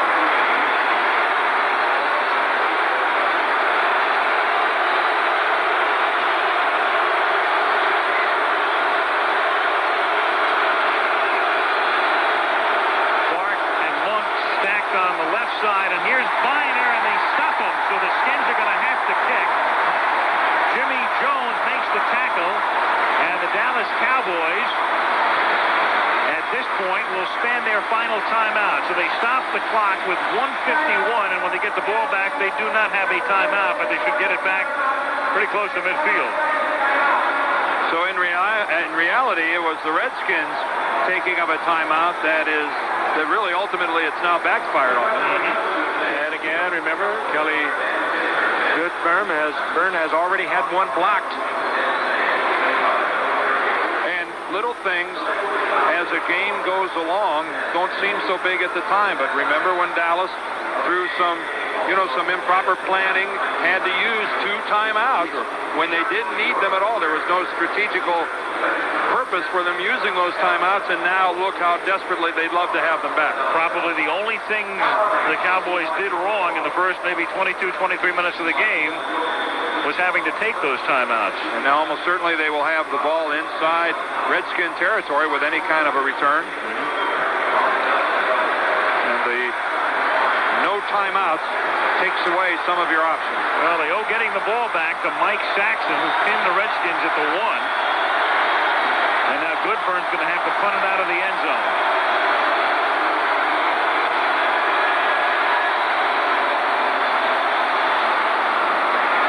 Low, pretty short kick, but again, it takes a big Washington bounce, and Martin didn't come up to handle it, and that cost Dallas a good 20 yards again. So Goodburn had to hurry that punt again. He was under enormous pressure to get that one off. So instead of about a 35-yarder, that's a 59-yarder. And there's a case where Dallas, having only one return man, backfires on them because it was not a good kick. It was angled off to the right, and Martin didn't get over there to field it. That's where if you have two deep, you can go ahead and fair catch the ball and really handle a bad kick. This time with only Kelvin Martin deep, it works against the Dallas Cowboys and costs them a big chunk of yardage. Isaac Olds, who again came bursting through. He was the man who blocked Goodburn's kick, leading to a safety in the first quarter. Now Dallas without a timeout from the 33-yard line. Aikman swings it to Smith, and Smith finally gets run down. There's a flag down at the 46-yard line. As the clock stops with 1:28, we'll get the call from Hantack, and we'll also tell you about the big sports news of the day in case you have not heard, and that is the resignation of the baseball commissioner, Faye Vincent. Holding call coming up against Washington. Of course, last week, the vote of no confidence, 18-9, one abstention. Vincent originally said he would fight it. He would not resign. Thought about it over the weekend at Cape Cod, where he is right now, and basically said a fight based solely on principle does not justify the disruption. So Faye Vincent reluctantly steps down today as the commissioner of baseball. And he feels in effect that resignation is better than litigation. The holding call against the Redskins was declined. First down for the Cowboys now, and a leaping catch is made at the 43-yard line by Michael Irvin. And more importantly, Al, out of bounds, stops the clock, first down Dallas. He got possession on Mayu inside him, and that's a 13-yard gain to the 43 of the Redskins. Again, Mayu had to give Michael Irvin a lot more than he wanted to. Michael Irvin, again, a deep threat. Goes up, protects the ball from Mayu, comes down with the first down, stops the clock. I don't want to be guilty of hyping this game, but we have seen more good football in the first half of a preseason opener than maybe we had a right to expect. A lot of exceptional plays. A lot of great catches. 1:21 to go in the hand. Aikman throws. Wide open is Irvin, and that's another first down at the 26-yard line. That time, Darrell Green laying way off Michael Irvin. Good 5-6 yards away from Irvin. Keep in mind, he riddled the Washington defense last November. He has a lot of respect. Put the move on Darrell Green, made it look like he was going to take it deep. Green bought it. And it's another first down, also out of bounds, stopping the clock. With the amount of yardage they've covered, if Kelvin Martin handles that punt, they've already scored a touchdown. Cowboys up by 2, 1:16 to go in the half. First and 10 at the 26-yard line. Here come the Redskins, and Aikman gets hit as he throws, as Wilbur Marshall came through on the right side along with Charles Mann to disrupt the play. Second down. Well, there's a mismatch. That's Wilbur Marshall working against Emmitt Smith. Smith was forced to stay in and block, and that's the kind of a matchup that the Redskins will win every time. Wilbur Marshall against a lineman is a good one. Look at the bottom there. Emmitt Smith just is no way. He ended up with really what appeared to be a very good block on Marshall, but Marshall got in and hit Aikman. For the first time, the Skins, too, Dan, had a little push up front, and Aikman couldn't step up. Second and 10 at the 26-yard line. A free play, and it's incomplete. Tim Johnson was the guy who jumped. Didn't you think you heard a whistle? I thought I did. No flag. I thought I heard a whistle blow.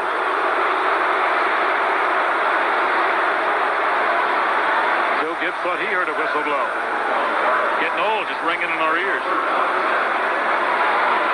Some of the players certainly look like it. Your explanation may be accurate, though. It's third down and 10 at the 26-yard line. 1:07 remaining in the first half. Again, Dallas without a timeout. Third and 10. Lofted for Harper. Touchdown.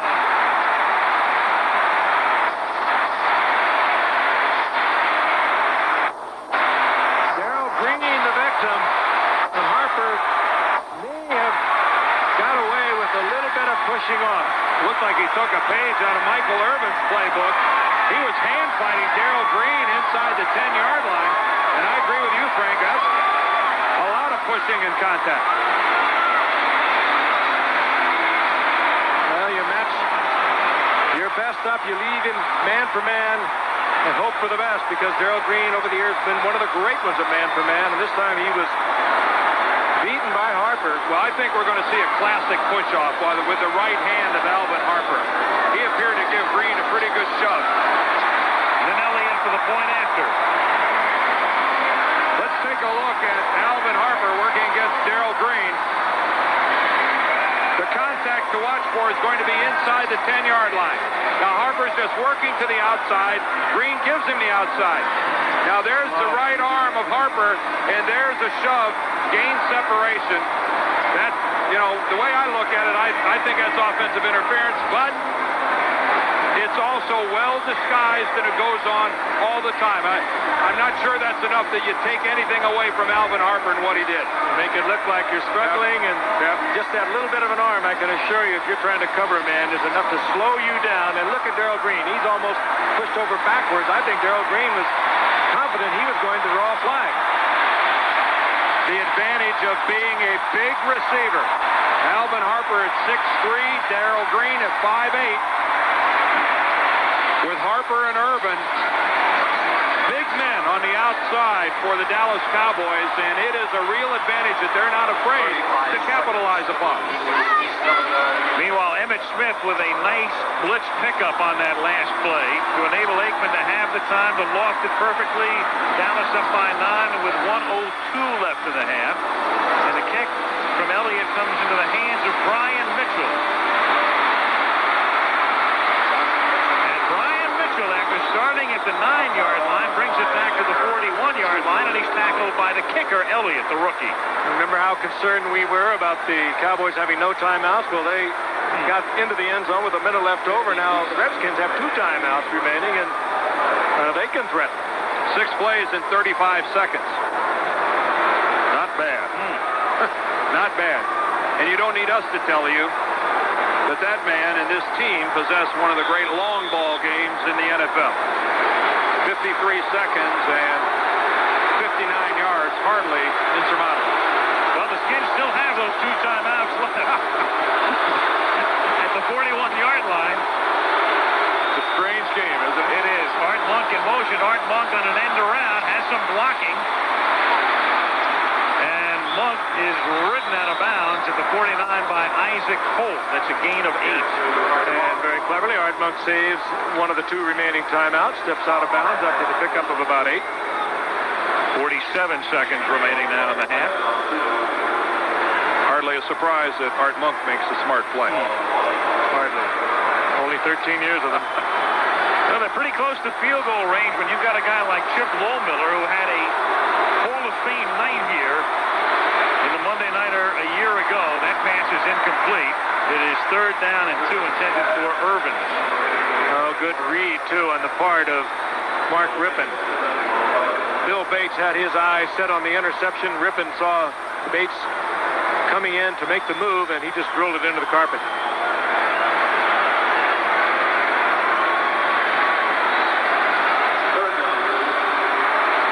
Third and 2 at the 49-yard line. Redskins have not converted a 3rd down tonight. 0 for 4.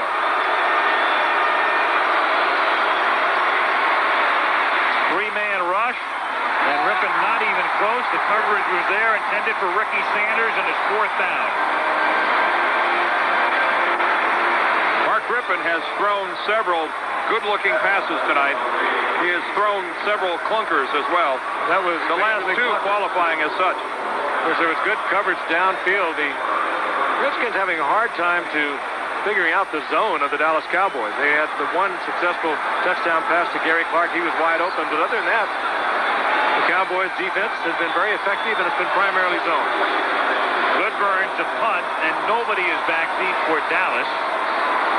They'll just let it bounce. 35 seconds remaining. And Goodburn's kick, is it stopped? Oh, very close. It is not. It is into the end zone as Johnny Thomas got down there but could not stop it from crossing the plane of the goal line, in effect. 51-yard kick.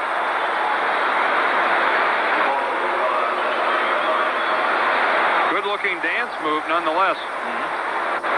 They had a good effort, but the ball was ruled having broken the plane of the goal line, but Johnny Thomas making it look awfully good. Yeah. Well, Johnny Thomas trying to keep his feet in bounds, but that's not the issue on that play. It's where the ball is.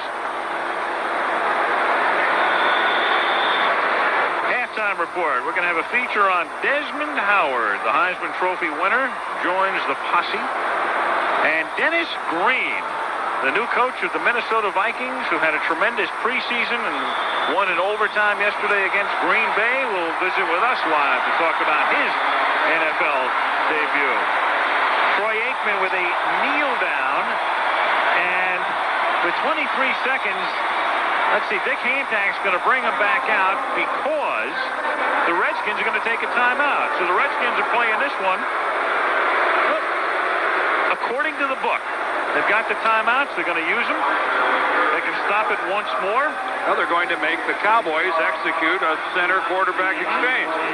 And stranger things have happened. The ball might come out.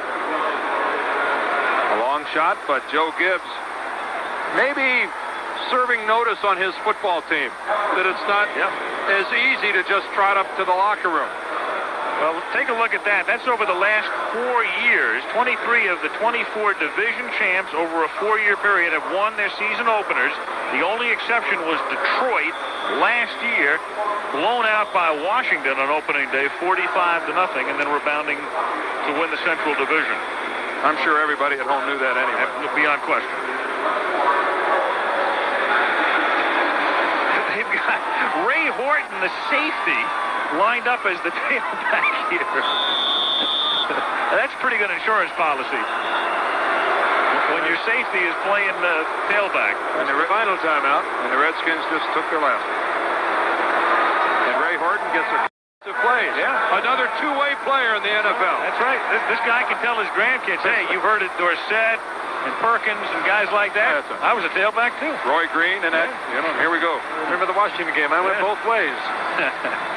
Next week, we go to Cleveland Stadium, and there's a picture of Dan Marino, and he opens his season since the Dolphins had the bye yesterday. They will face the Cleveland Browns, who fell victim to Ted Marcher-Broda's Indianapolis Colts. Ted getting the job up there. And the Colts, who won one game all of last season, beat the Browns 14-3.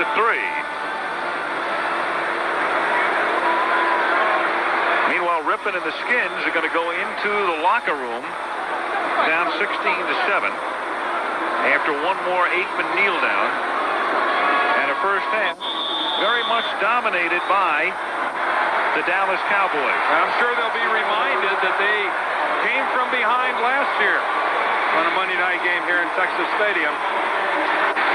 But they are going to have to play a noticeably better second half than they did here in the first.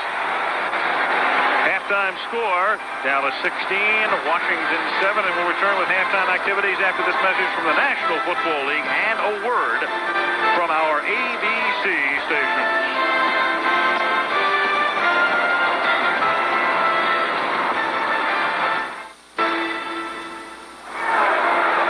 Back at Texas Stadium in Irving, Texas, as the second half begins. 16-7, the Cowboys lead it by 9. They kick off. Lynn Elliott will send it skyward, and Desmond Howard and Brian Mitchell are back to receive for the Washington Redskins. Elliott, who won the job with a good preseason. It was nip and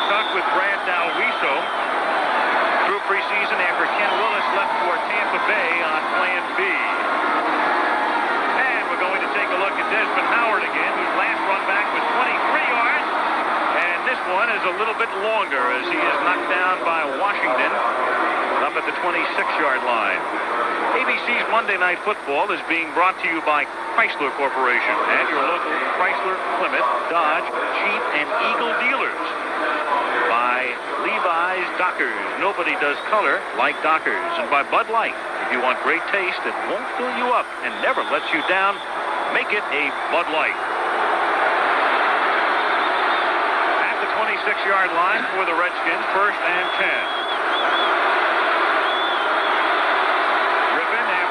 On performance, mainly off in the first half, gives it to Ernest Biner, and that's a big hole through the middle and up to the 37-yard line. And let's take a look at the numbers for the first 30 minutes of play.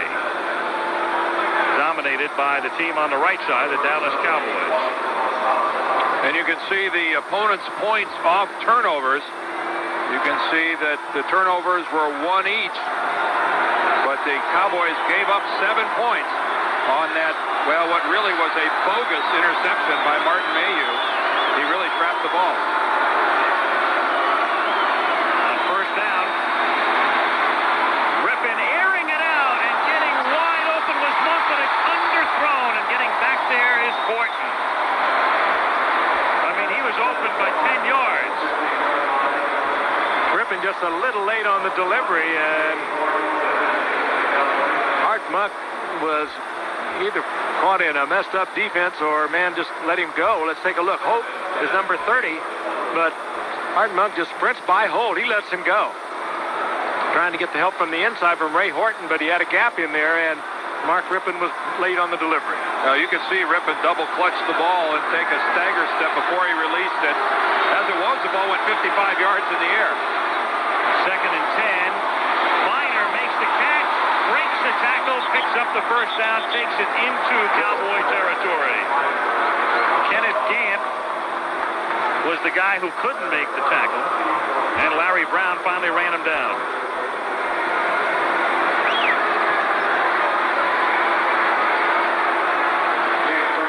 Let's take an eye here on Big Jim Lachey, number 79. Oh, and stepped on by his left guard. Raleigh McKenzie stepped on his foot and put him on the ground. That's one of the few times you'll see Lachey flat on his back. Redskins go without a huddle, and then Rippon has a hard time with a handoff, and it's all he can do not to fumble it and give it to Ernest Biner for no gain on a messed up play. 2nd and 10. If one of the intents of the Washington no huddle was to in some way disorient a rookie middle linebacker, Robert Jones, and the Dallas defense, I don't think it appears to be working. It has not in any way put the Dallas defense back on their heels, and this time the Redskins elect to go back into the huddle.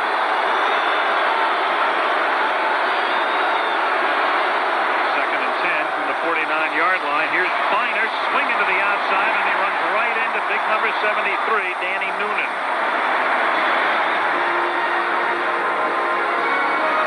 Cowboys doing a good job internally. We told you, Russell Maryland not playing tonight, Tony Casillas. The 2 starting defensive tackles both out, Danny Noonan in there and Jimmy Jones, and they're doing a fine job. There is a look at Maryland. He has a dislocated second left toe of his left foot. And that's Casillas. He has the knee job, and Russell Maryland isn't even suited up tonight. He has the dislocated toe. 3rd and 9.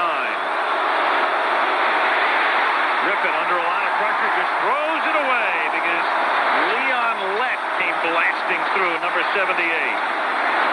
You cannot blame Mark Rippon for that. A miscommunication on the Redskin left side of their offensive line. Watch Raleigh McKenzie, the left guard, go down toward the center and totally disregard Leon Lett, who's lined up on his outside shoulder. Cowboys also in a safety blitz, and that disturbed things up front, and Rippon just had to deliver it. Skins still haven't converted a 3rd down tonight. 0 for 6. Goodburn to punt.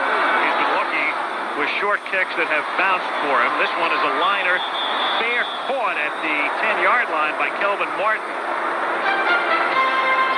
12-11 to go in the 3rd quarter. Cowboys by 9.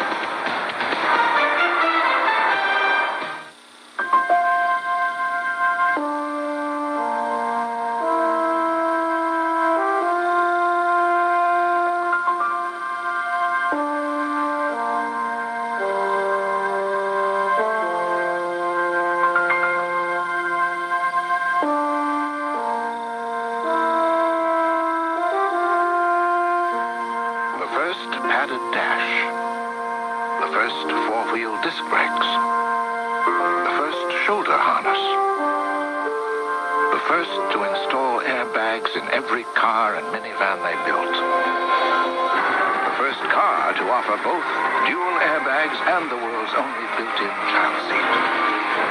At a time when it has become fashionable to hop on the safety bandwagon, we thought you'd like to know who built the bandwagon. In the car business, you lead, follow, or get out of the way. I'm Spike. My house. And these are my housemates. Let's play some ball. I ain't playing ball with no ball hogging, trash talking, showboat, nicey way, high flying, donut dunking, hip hopping homeboy from Harlem. And I ain't playing ball with no, let's put it, Boston loving, gravity bound, Nike wearing, no dribbling, golden hair, hockey playing, farm boy, South Dakota. Hold up. If we're gonna live together, we gotta play together. The more colors, the more better. Peace. Texas Stadium rocking and rolling like the old days. Here's some Cowboys you're also going to be seeing a lot of this season. Take note, little guys. Here are the Cowboys of Moo Mesa. We've got Moo Montana, Dakota Dude, and the Colorado Kid. Their season will begin this Saturday, 9 o'clock Eastern here on ABC. 8 out west in L.A. That's 9 o'clock Eastern a.m. for you little guys. Okay, partners?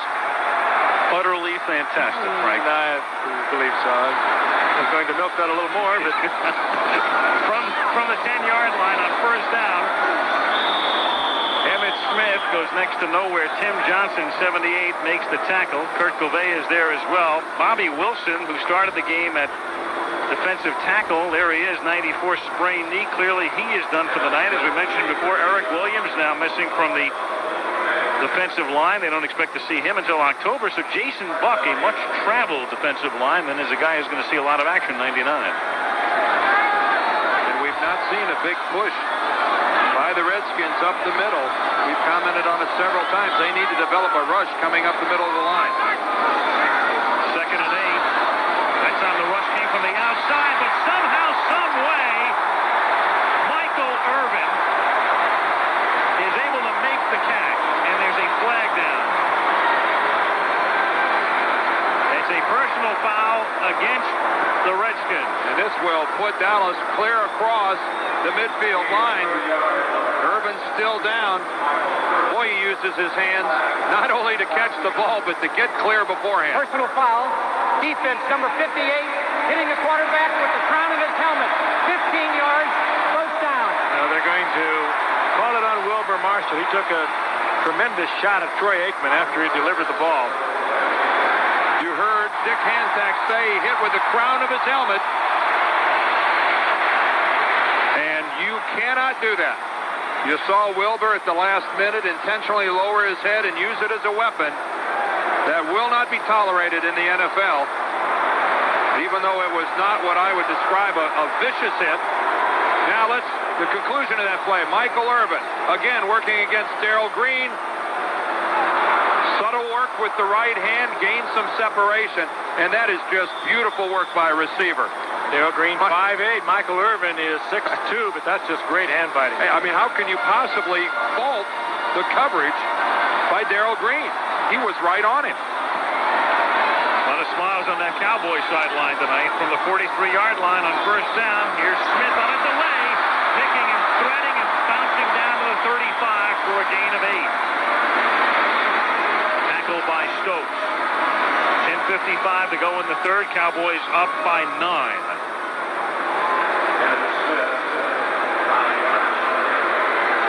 Jimmy Johnson out of Port Arthur, Texas. That was his hometown. He was a schoolmate of Janis Joplin.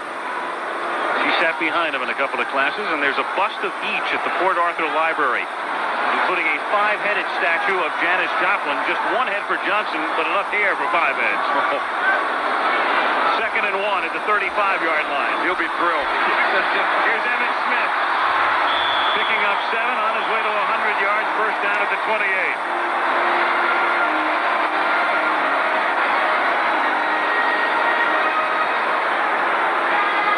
Gouveia with the tackle. Well, Emmitt Smith last year, that's a record, Of his team's total yardage on the ground, he accounted for 91.4% of it. And as you can see, some of the others, including when Dickerson was with the Rams, he gained about 4/5 of their yards. And Sanders last year with Detroit, 80%.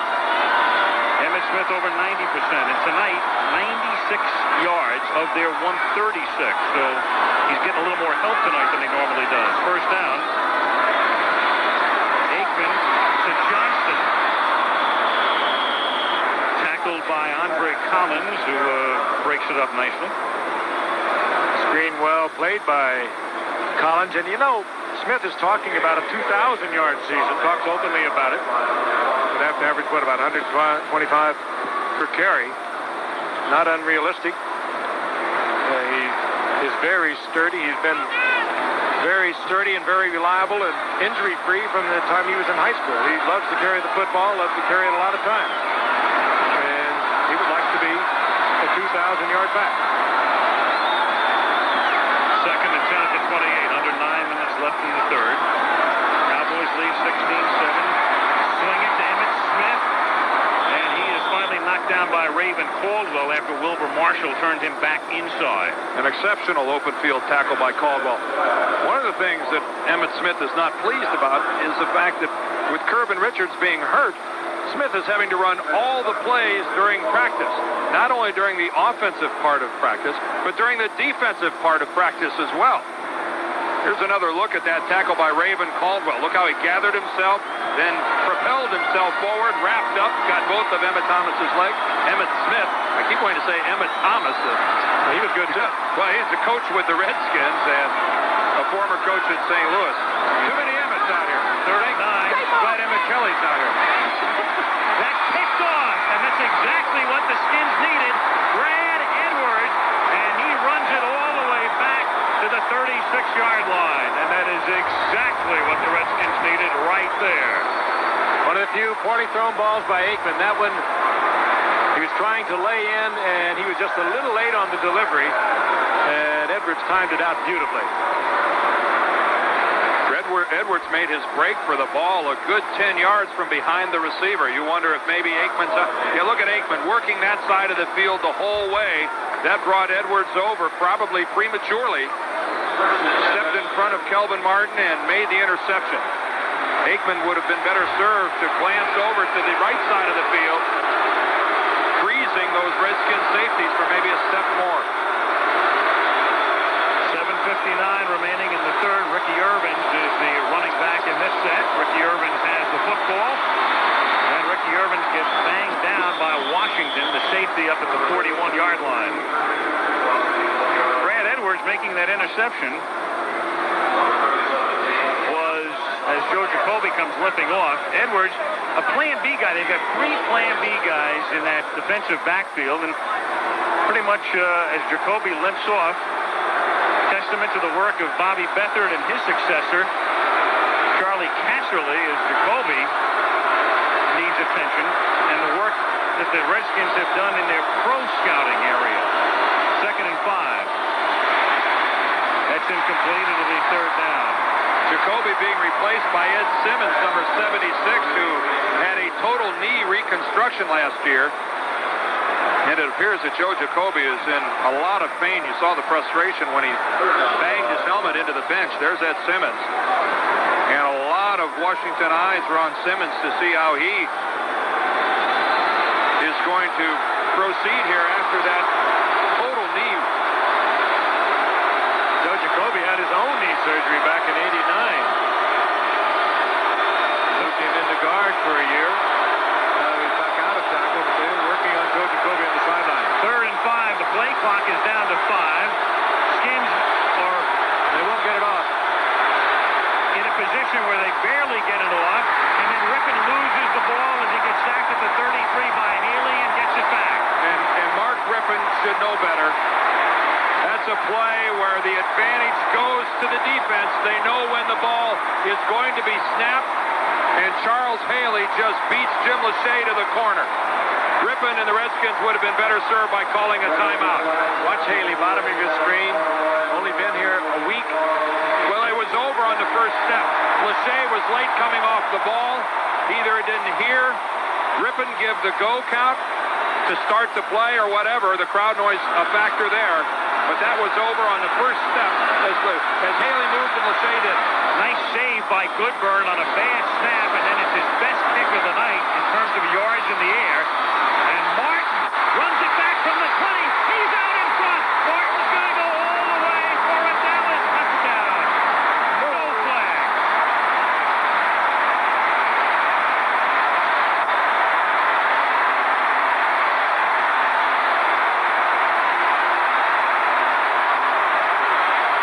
Kelvin Martin did it against Philadelphia last year.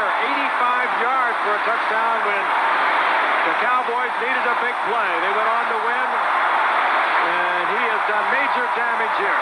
Well, Wayne Sevier, the special teams coach of the Redskins, going to go crazy because two Redskins have Martin, and they sail right over each other, right here. Look at that. Two guys were right there in a position to make a hit on Kelvin Martin, and neither one of them even touches him. Beautiful run by Kelvin Martin. 79-yard return. Lynn Elliott for the point after. Burline to hold it.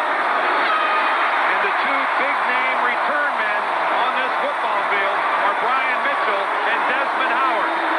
And it's Kelvin Martin who breaks open the game with this punt return. Oh, they are happy in Texas.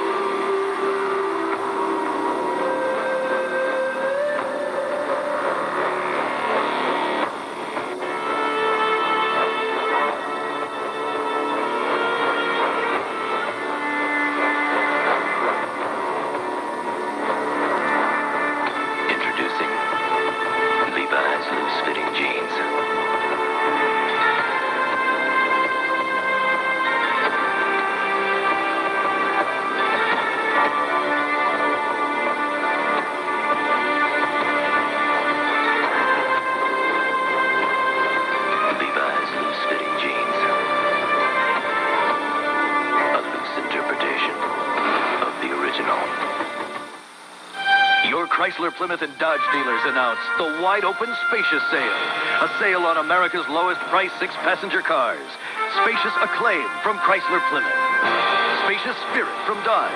Both offer automatic, plus now at no charge, air, tilt, tinted glass, cruise, and more. Yes, all at no charge. Now also with $1,000 cash back, up to $2,600 total savings for their lowest prices ever. Under $11,200. Now at your Chrysler, Plymouth, and Dodge dealers. It's a party in the pound. The Dolphins test the water in the Browns' big pool. It's another Monday matchup. Gonna make it drool. Well, they have waited months for this night in Irving, Texas, ever since that schedule came out, and it said opening night, a Monday night against Washington. And it's been pretty much a dream come true for every Cowboy fan. They lead 23-7. Elliott's kick is deep enough. Well, there won't be a touchback. There will be a Desmond Howard run back, but not very far to the 17-yard line. But to me, even though you lose 3 yards from where you would have had it on a touchback, that's a chance worth taking every time. Put it in the hands of somebody who's capable of making a big play.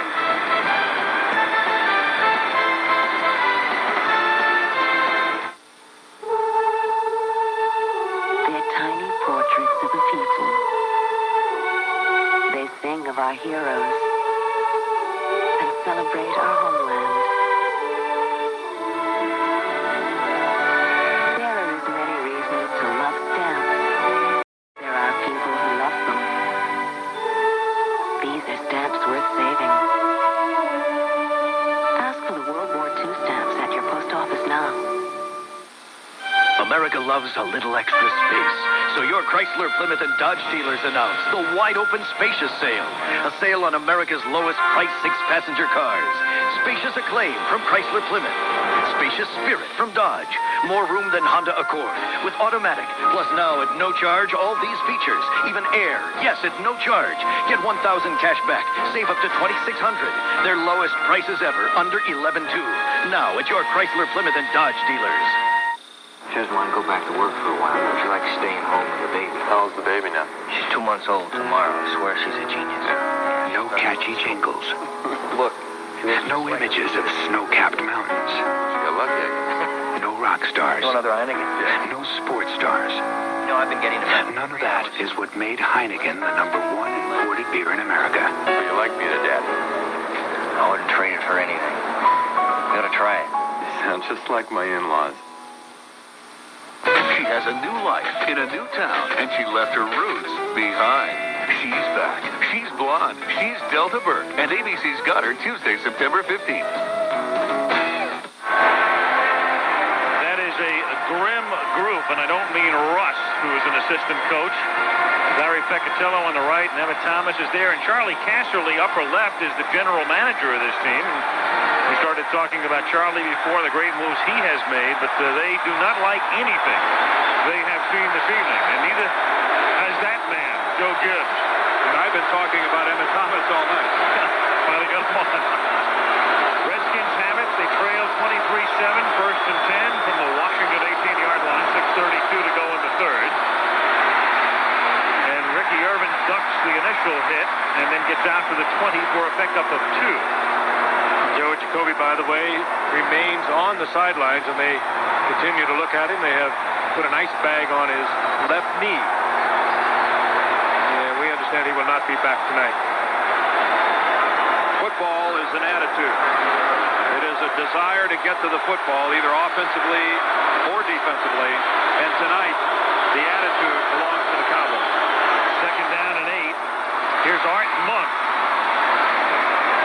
Lurching forward to the 33. Larry Brown with the ankle tackle. Art Monk has been in the league, of course, since 1980. And he made his debut against the Cowboys almost 12 years to the day, September 8th, 1980. On his way to the Hall of Fame. But he needed 19 coming into tonight's game to pass Steve Largent. 18 to tie, 19 to pass. What did he have, 2 for 803? Also came in with a 132-game consecutive streak. Here's Gary Clark. He gets surrounded by a trio of Cowboys and is tackled at the 42. Of course, Steve Largent is going to see everything go down the drain this year. James Lofton surpasses him yesterday in receiving yardage. Sooner or later this year, or probably before the end of the month, or at least in early October, Monk will surpass him in catches. And Jerry Rice, before the end of the year, is going to get him in touchdown receptions. Jerry Rice, had 93, and Largent's record had been even 100.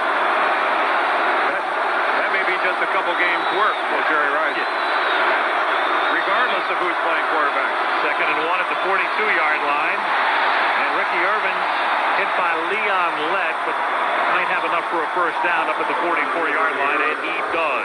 Little second effort on the part of Ricky Irvin. 5'7", 200-pounder, a former Pac-10 rushing leader back when he was a junior, and the Redskins were able to get him in the 3rd-round pick last year, and Bill Gibbs will tell you he just couldn't keep him out of the lineup. Every time he came in, every time we put him in there, something happened. And we certainly would like to see something happen at this point.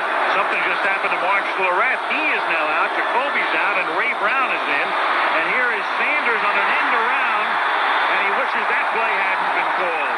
Kenneth Gant with the tackle. Gant, the player that the Cowboys thought should have gone to the Pro Bowl last year for his special teams play. We've got a Cowboy down on the field. There's Haley limping off, and we have another Dallas player down at the 40-yard line.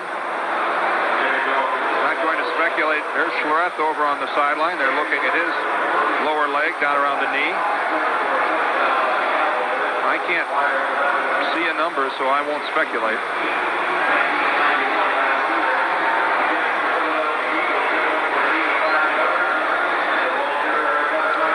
Around on the sideline. We're looking at number 97, Jimmy Jones, and he appears to be that player. We can see him clutching his left leg there as he's at the 41-yard line, and that is Jimmy Jones that is on the ground, number 97. And here's Haley.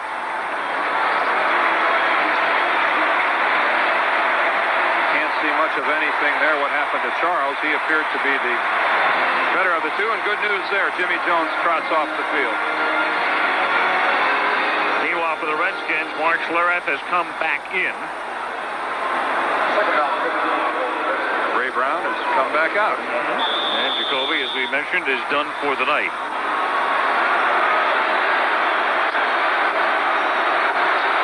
Second down and 15 for Washington. 4 minutes to go, third quarter. Cowboys lead by 16. Haley's back in as well. Yep. And Rippon has it batted back, and that's about as far back as you can bat a ball. Almost 20 yards. Leon left, letting loose. And Leon's had a couple big plays tonight. A lot of people getting in the act for the Cowboys along their defensive front. Leon, 6'6", and a design rollout. And Mark Rippon tries to go back into the middle. And Leon gets that big paw up there and deflects it back. You could see he was attempting to throw it to Ricky Sanders right in his line of sight. Third and 15. The Redskins still without a third down conversion tonight.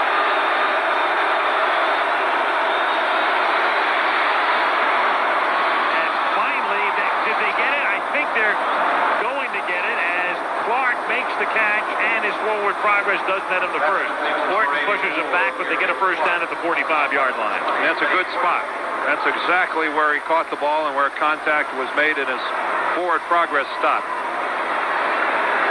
Good pattern by Gary Clark. Again, it's the Cowboys' zone defense. Larry Brown gives him a little bump, steps up, and Clark reads it, takes it down deep about 15 yards, breaks it off out in front of Ray Horton, and Mark Rippon was right on target. Big-time veteran play for Clark, knowing exactly how much yardage he needed. This time he picks up about 4 as he gets hit by Larry Brown at the 41-yard line. Larry Brown, great story. 12th round draft choice last year, now only in his second year in the league, and really a solid starter. So solid of a starter that when Kevin Smith, their #1 draft choice this year, comes along, they put him behind Isaac Holt on the other side of the ball. That's pretty lofty praise for a 12th round draft choice in only his second year. Jimmy Jones back in for Dallas on 2nd and 6. Open is Irvin. Irvin loses the football. Loose on the sideline, but Washington maintains possession. Ricky Irvin's able to scramble back up and get it after Kenneth Gant with a hellacious hit. Well, that was a terrific effort on the part of Irvin to get back to the football. He tore himself out of the tackle and was able to get back and make the recovery and keep the yardage. Good read by Rippon. Cowboys rolled their zone into the coverage, and he read that perfectly and fired to Irvin. And there's Irvin pulling out of the grass to the tackler to make the recovery. Well, it wasn't so hellacious, but it knocked the ball loose. Third and 6. I think it was. At the 41-yard line. Irvin's again spinning, and Irvin takes Bates across the 35, and he picks up the first down. That's what Joe Gibbs has said time and time again about Ricky Irvin. He just makes things happen out there. Well, that's one big difference between the Redskins and the Cowboys. If Emmitt Smith gets hurt, look out for Dallas. But with the Redskins, you've got Viner and Irvins.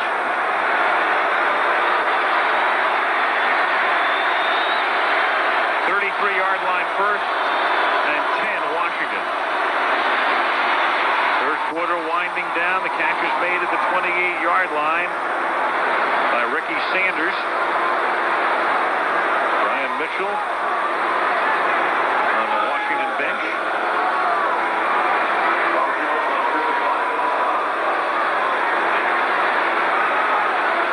That's Robert Green, the rookie running back, a free agent this year. From William and Mary. He's here because he was friends with J.D. Gibbs, Joe Gibbs' son. Joe would travel down to William and Mary to watch him play and saw Green in the process. Rippon on 2nd and 4 throws complete, very close to a first down to the tight end, Don Warren, the 14-year veteran. He stopped by Norton with under a half minute to go in the third period. In fact, the youngster from William and Mary, Green, probably costing Gerald Riggs his job.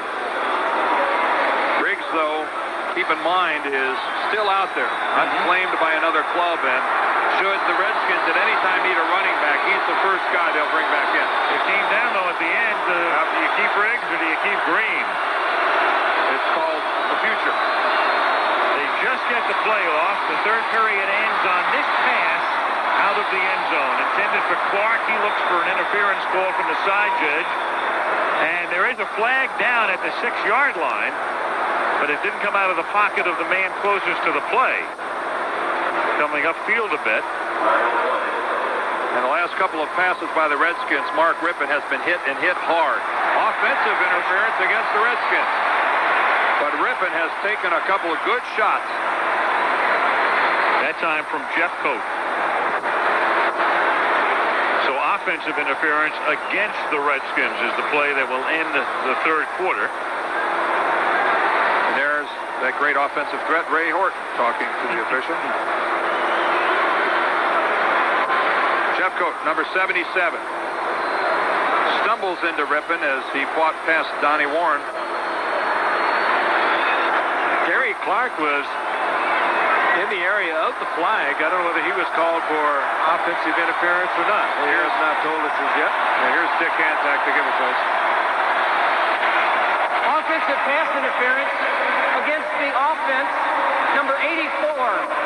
10-yard penalty. Repeat the down. First down. This is the end of the third quarter. It'll be 1st and 20 at the 33 when we come back. Cowboys lead 23-7, and we'll return to Monday Night Football after this word from our ABC station.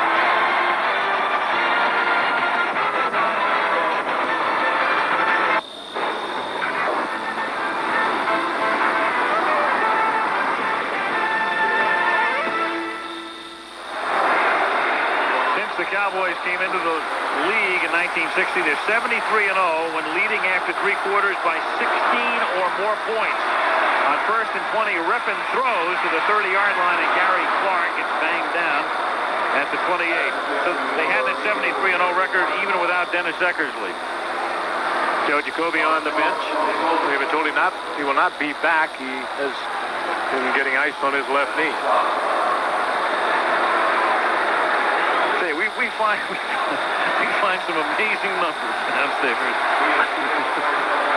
In other words, in a situation such as this, the Cowboys have never been overtaken. And Rippon throws and overtakes Gary Clark, throwing it off the goalpost. And it will be third down.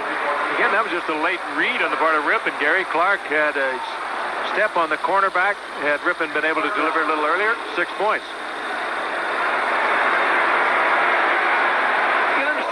Joe Gibbs' befuddlement. The Redskins they're just kind of out of sync both offensively and defensively. They were shocked and stunned when they lost 30-0, and their regulars stayed in the game right into the fourth quarter last week against Minnesota. And they're playing about the same way here tonight. Redskins' current drive, 55 yards, but they're still just in field goal range, and that's a long field goal on 3rd and 14, and this play is dead. Before its inception, as Haley had come across the line. Induced or not is the question. Well, you'd think, though, that for the whistle to have blown, that this must be against Washington. Because if Haley was across the ball, that's not enough to stop it. Start. Offense. Number 79. Jim Lachey's been having his 5-yard penalty. Still third down. If that's just took that left step, dropped that left foot, Dan, you know that he's concerned about getting beat. Yeah, if that's just Haley jumping offside, they don't blow the whistle and stop it. There's 79 Lachey at the top, and you see him start to come back out of his stance way before the snap of the ball. He was going on one when Rippon was going on three. Again, Lachey with that long holdout and didn't look good against Coleman in the exhibition game against Minnesota. Third down and long, and Irvin's on a delay that fools nobody. Ernest Binder, rather, as the Dallas defense surrounds him, stops him for no gain, and the Redskins are going to have to settle for a long field goal attempt by Lohmiller. And on third and extremely long, that doesn't demonstrate a lot of confidence in your passing game by running a delay. Lohmiller, one of the great kickers. But he had 4 here last year, and the Redskins seen 33-31 victory. All long ones. This is as good a night as I think a kicker has ever had. This one is 49 yards, held by Rutledge, and Lohmiller just loves this ballpark. Right down the middle. With 5 or 6 yards to spare. 13:38 to go in the fourth quarter. That looks to be good from at least 55. 23-10.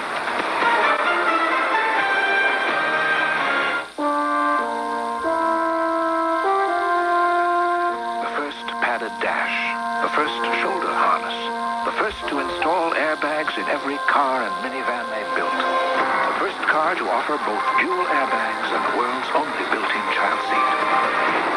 At a time when it has become fashionable to hop on the safety bandwagon, we thought you'd like to know who built the bandwagon. In the car business, you lead, follow, or get out of the way. Radio Shack is America's #1 electronics store. And with more than 80 antennas and hundreds of accessories, Radio Shack is America's #1 antenna store, too. When you buy a Super Color Special TV antenna, Radio Shack has everything you need to make installation easy. Super Color's advanced technology gives you the clearest picture and sound possible. Hey, great picture, huh, Howie? Two great antenna values starting at only $24.88, just in time for football. Nobody compares to Radio Shack, America's technology store. Alan, Ray, about this friends and family thing, gotta talk to you, man. Alan? Mom. That person you gave our number to called about leaving AT&T for MCI and hassled us about this friends and family plan. Alan, Doug, this friends At and family... AT&T, your family and friends are your business. Keeping you connected to them is ours. It's Gail. Gail? The sales guy called and said you gave him my number. Thanks a lot. It's just not worth it.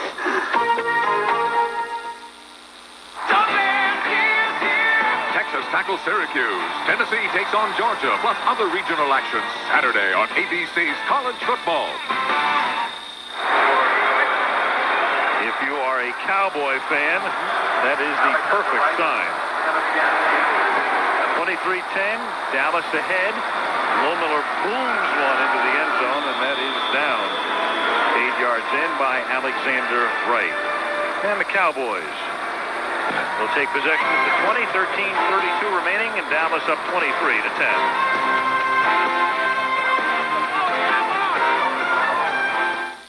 $45, even 45 paid, even 46 percent, $4,700 phone, one time, $4,700. What'll it be, fellas? Make it a Bud Light. Sorry. This is the last one. Well, I think I've been... I take that one. What do you want to give? 4, and I'm a 2, and a 10, give me 10, a 20 big, give me 20 now, 30, give me 30 now, 40 big, give me 40 now, 50, give me 50 now, 60 big, give me 60 now, 70, give me 70 now, 80. If you want great taste that won't fill you up and never let you down, make it a Bud Light. Bud Light, please. Sorry, boys. This is the last one.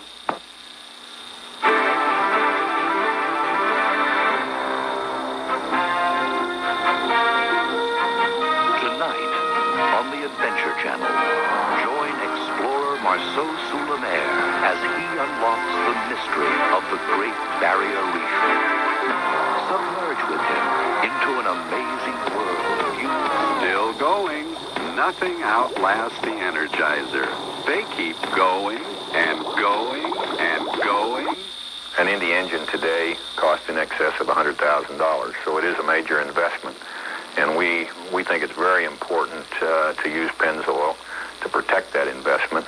The quality of Pennzoil is very important to us. It's always high quality. Pennzoil has never let us down. If Pennzoil is good enough for us, it's certainly good enough for the average car owner. I use it in every car I own and drive. Performance, protection, quality. That's what Pennzoil means to me. Dallas Cowboys, Nate Newton helping to lead the way up front. On the offensive line, they lead 23-10 with 13:32 remaining in the fourth quarter. It's pretty much the same people as I had a year ago, except they are a year older. Nate Newton has moved back to left guard, where he played for so many years, and it says that they have collected a tremendous crop of athletes here. Dallas has 8 Plan B players, 8 first-round draft picks, and 6 second-round picks, and they're growing up. Emmitt Smith. First down, 17-yard gain to the 37-yard line. And again, Emmitt Smith doing in the skins. A team that's been so tough to run against in recent years, and Emmitt Smith keeps going up into triple figures against them. They were third in the NFL last year against the rush. And Emmitt Smith is making them look like 23rd. There he is, 19 carries, averaging almost 6 yards a carry tonight.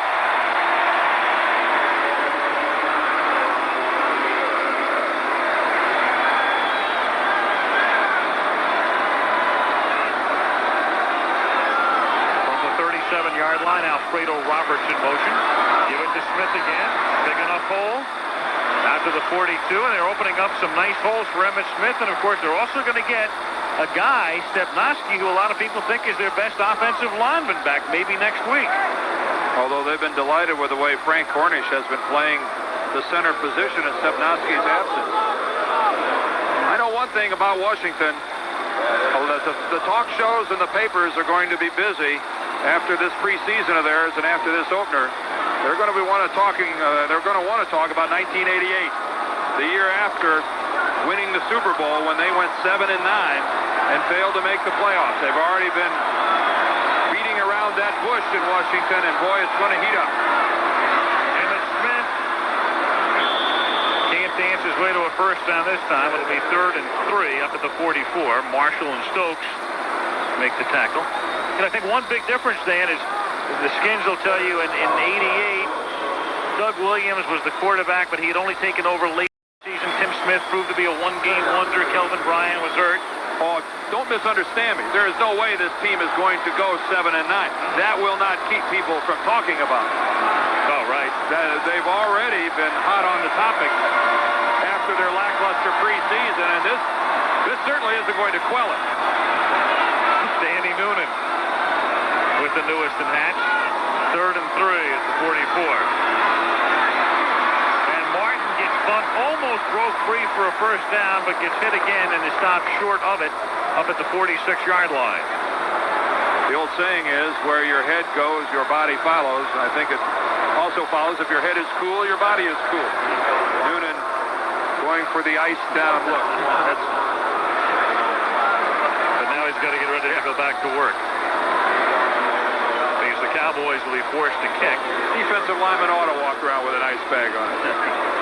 Nothing wrong with that. Mike Saxon to punt.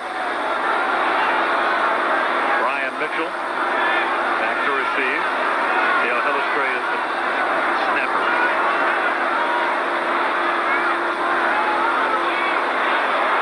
Good deep angle kick. Fair caught at the 9. 45-yard punt. Brian Mitchell making the catch at the 9-yard line. So the Skins have it deep in their own territory with 10:51 to go, and the Cowboys up 23-10.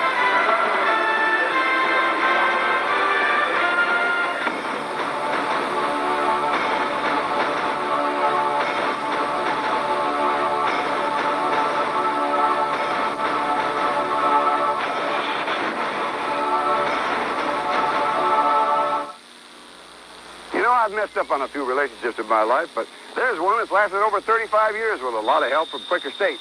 It's tough on wear, tough on sludge. So Quaker State and I are planning on a meaningful relationship with my new car. So why don't you do the same with your new car's engine, and Quaker State will guarantee it for 250,000 miles or 10 years in writing. You think if I gave Lonnie the Quaker State deal, she'd give me the same guarantee? Quaker State is one tough motor oil.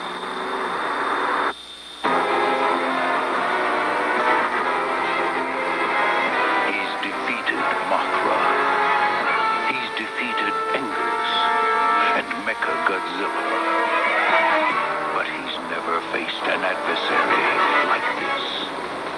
Godzilla versus Charles Barkley. It's the battle of the century. Get ready to see a real monster jam.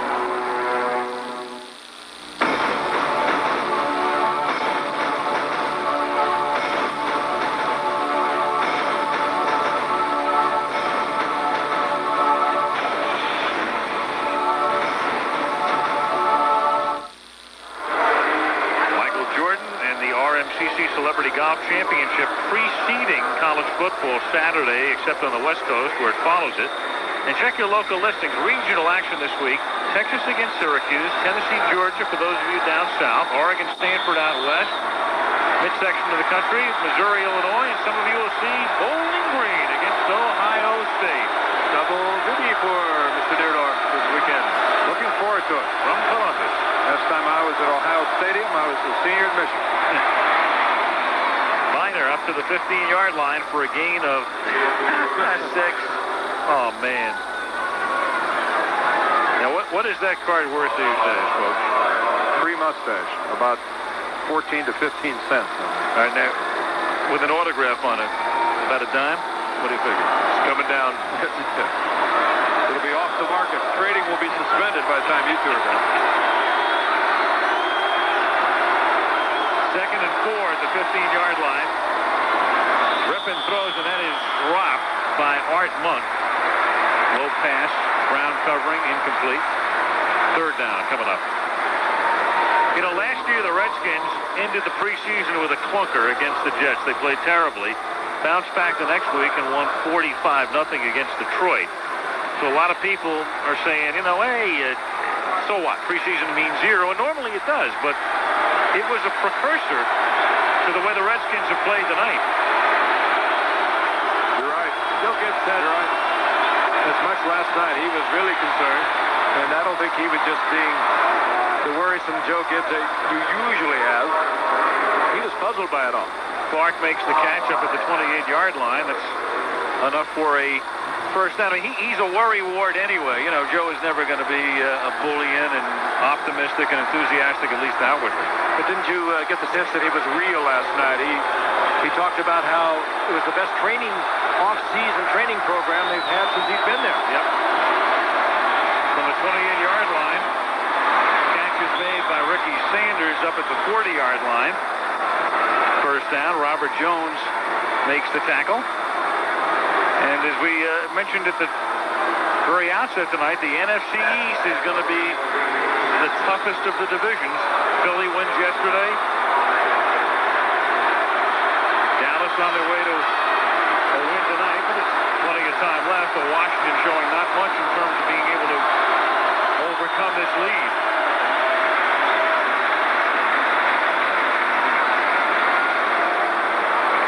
Attack with the ball. Ball start. Offense. 2 players prior to the snap. 5-yard penalty. Still first down. Once you put your hand on the ground, you cannot come up out of that stance. There's Raleigh McKenzie and Jim Lachey on the left side. Some sort of confusion as to whether or not Mark Rippon is calling a play or calling for the snap of the football. Lachey is getting dangerously close to AM2 on pass plays, lining up off the line of scrimmage. Well, there's always big talk about enforcing that, but they never do. Look at Haley run that down. That's the off tackle, the counter trey, a lot of ways you can call it. And Haley read it, came down the line of scrimmage and caught it from behind. Liner is knocked down, no gain. See, Washington had a good drive going here, a couple of successive first downs. And now, what's happened? An offsides penalty and a poorly executed play. 2nd and 10 at the 34-yard line. 8.5 to go. Cowboys up by 13.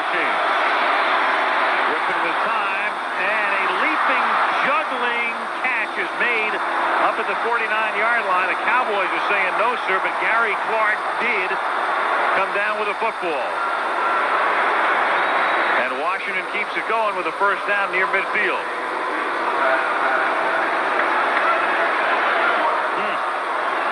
Clark, he was actually banged back into the ball, kept his concentration and came up with it. Just a little short of the first. The Irvin will get it. Didn't that ball hit the ground? Very possibly as Miner picks up 3, but of course, with that replay, away we go. Haley, meanwhile, still bothered. Something in the neck and shoulder.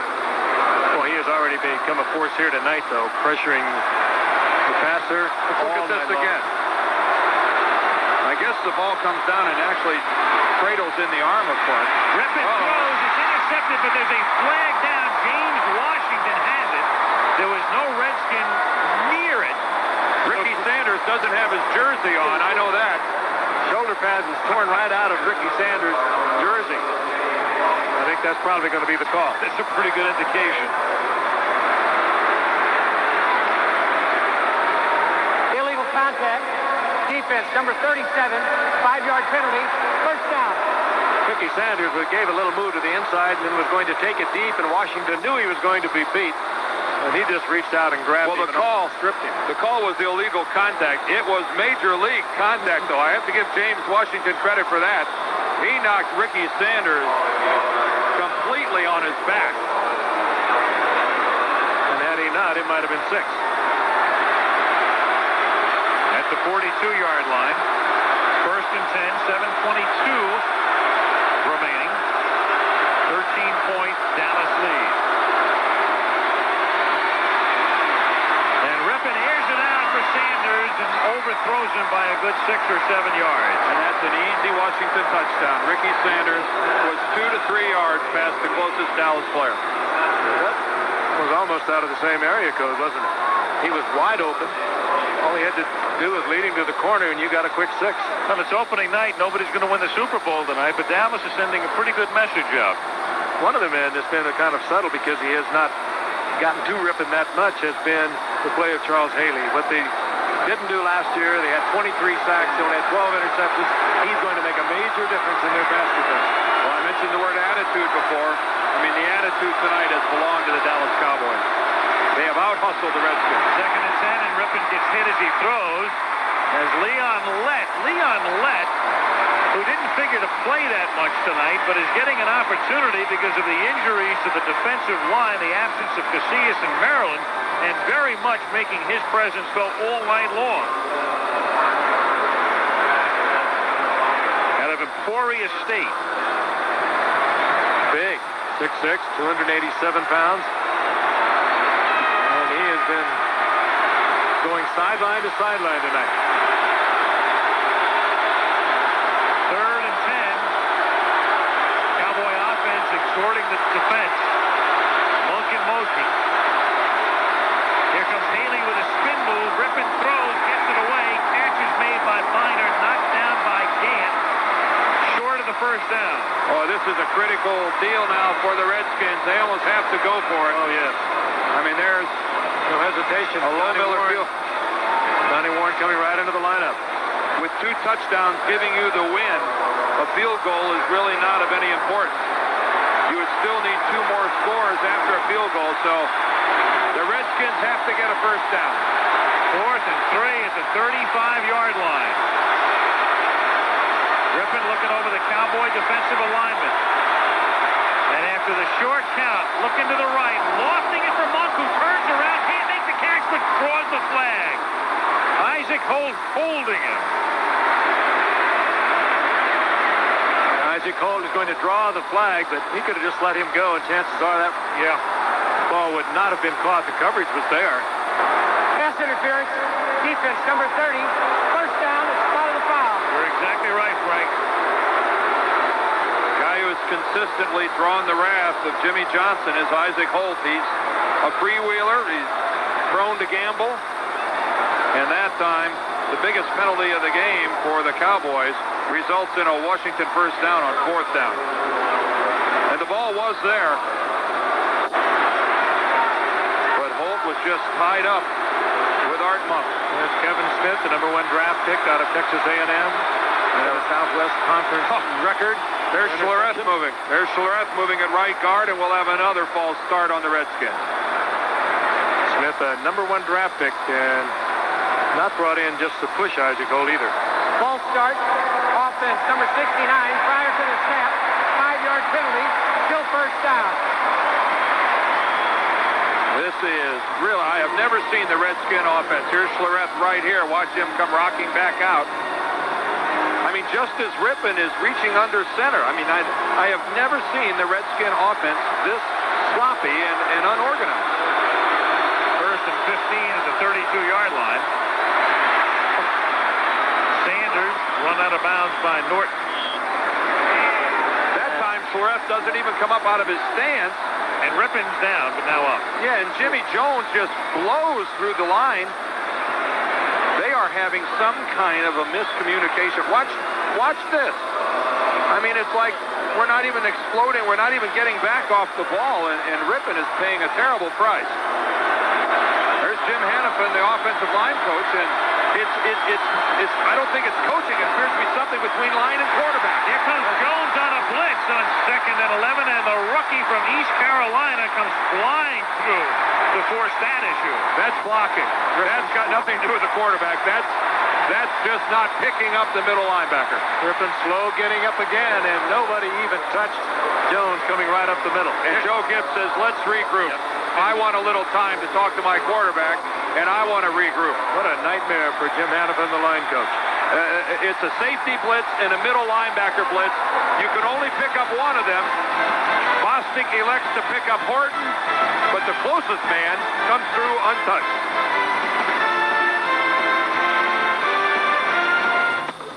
Things are different. The new Pontiac Grand Am proves it. Things are better because no import at its price can match the power of its 16-valve engine and the control of its standard anti-lock brakes. Not Accord, not Camry, no one. In fact, Consumers Digest named Grand Am a Best Buy. Pontiac Grand Am. A new kind of driving excitement.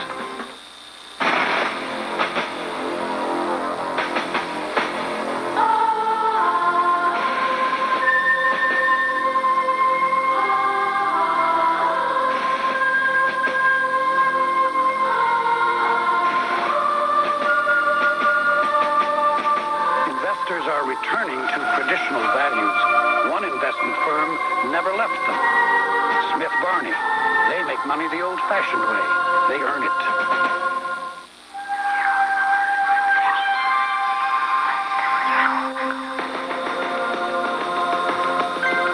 Aspen Cologne for men. A compelling new experience for women. Aspen, now.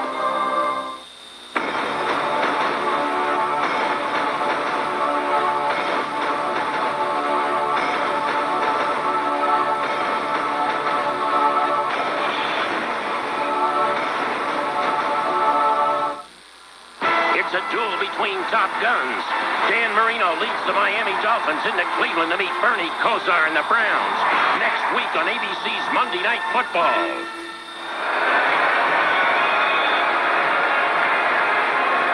That picture of Joe Gibbs really said it all, calling for a timeout after an incomplete pass. Just to get regrouped, as Dan said. 3rd and 11 at the 28-yard line.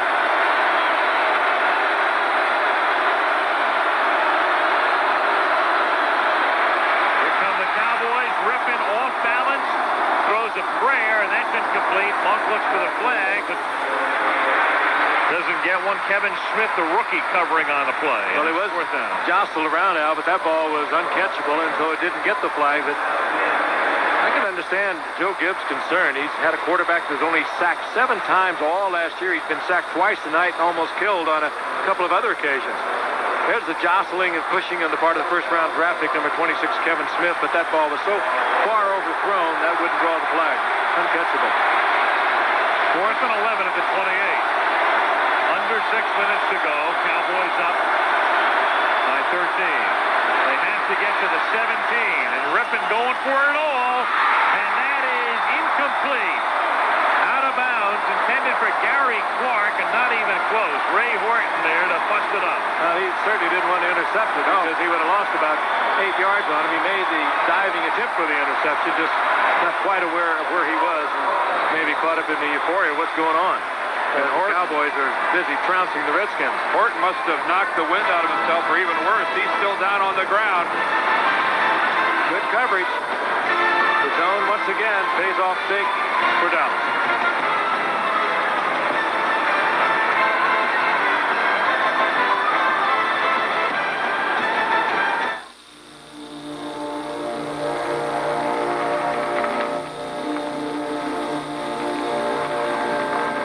May 11th issue of Time, we reported what we saw during the riots in South Central Los Angeles. What we saw was the enemy, and the enemy was us. All of us. Can we all get along? If it's important to you, You'll find it in time. The new Pontiac Grand Am Sports Sedan proves it. Things are better because this Grand Am offers you the power and performance of a big V6. You'd pay thousands more for a V6 on a Camry, and it's not even an option on an Accord. In fact, Consumers Digest named Grand Am a Best Buy. Pontiac Grand Am, a new kind of driving excitement.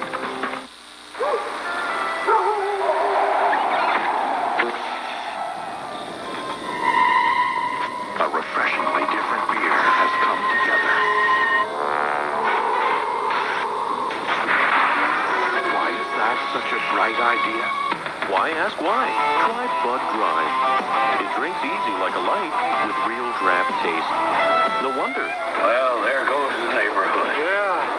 It's attracting such a crowd.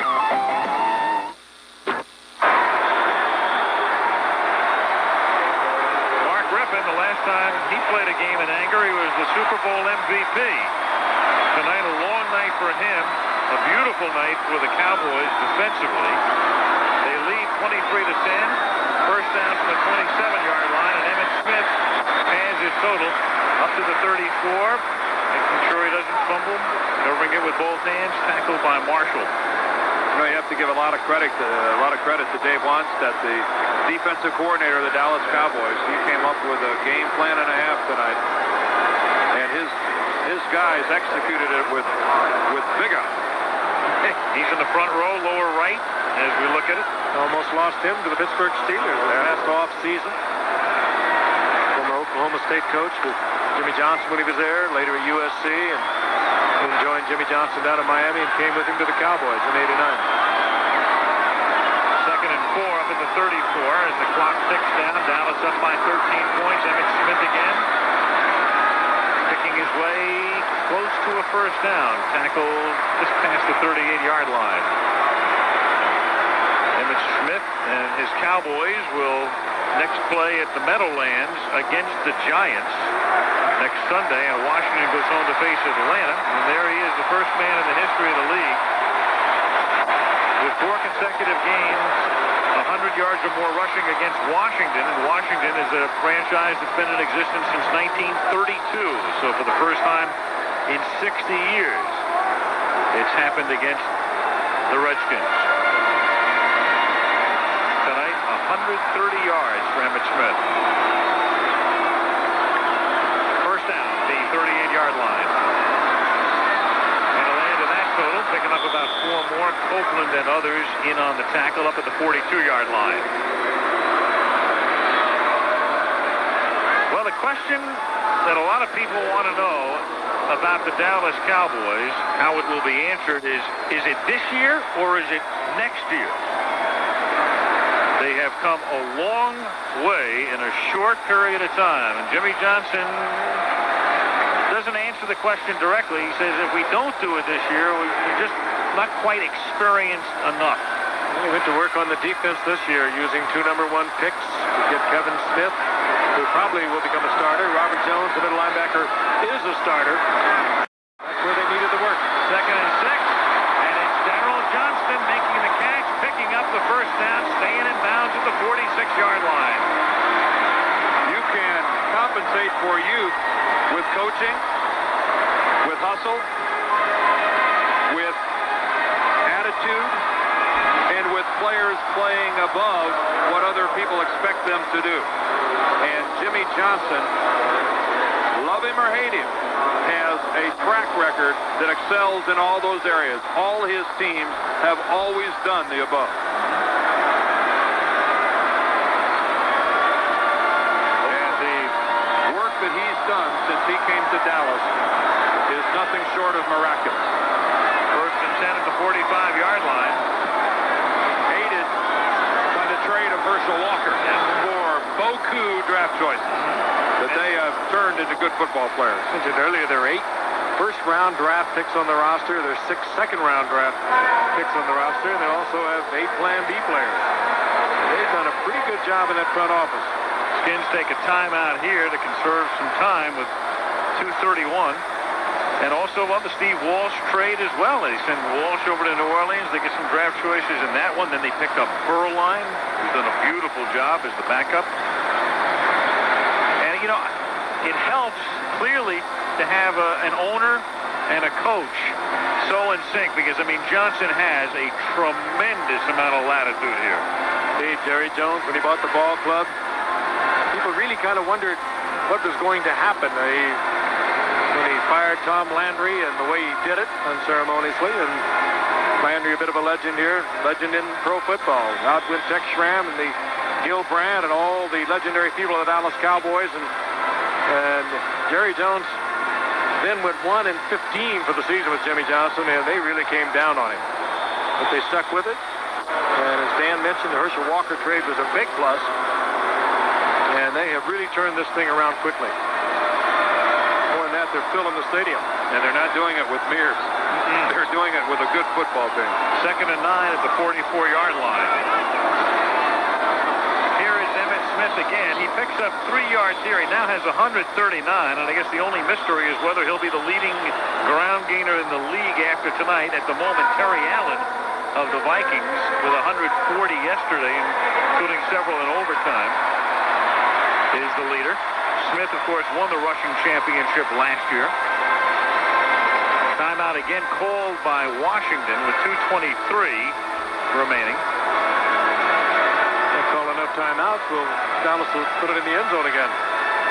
I wonder why Smith is still in there. Again, there is a little short on running back with the Dallas Cowboys. Irvin Richards with a lacerated kidney.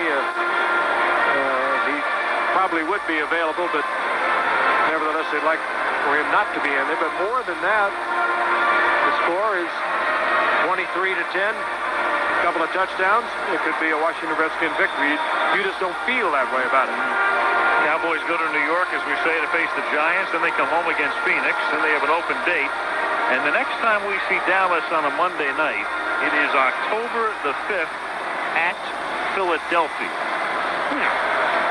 Where they won last year. That ought to be a good game. Yes. Oh, yeah. Monday, October 5th. Cowboys at Eagles. The first Eagles game a year ago, didn't they sack Troy Aikman 11 times? 11 times. Which is the number of times Indianapolis got the Bernie Kosar. Yes. 3rd and 6 at the 41-yard line. Aikman seeking to convert to the 30-yard line, and that should just about wrap it up to Michael Irvin. First down for Dallas. The crowd can now breathe much easier. And all in all, even with a dropped pass or two, a pretty sensational night for Michael Irvin when you consider that the man's had just a couple of practices to get ready for this game. 2-minute warning as the Cowboys have salted it away.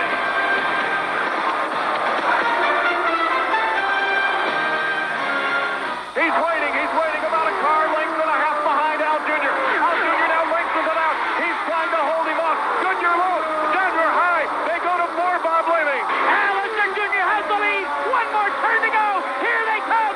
Coming to the finish line. Bob Jenkins, who's going to win? The checkered flag is out. Goodyear makes a move. Little Al wins by just a few tenths of a second. Perhaps the closest finish in the history of the Indianapolis 500. They came in with their big pumps and stopped the flooding. Saved my business. All I've worked for. People really care. It meant a lot to us. They lent me the money.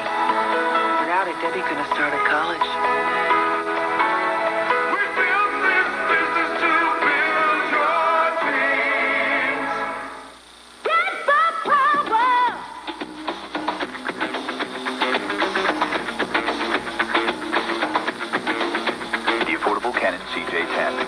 The power of color is yours. Get the power!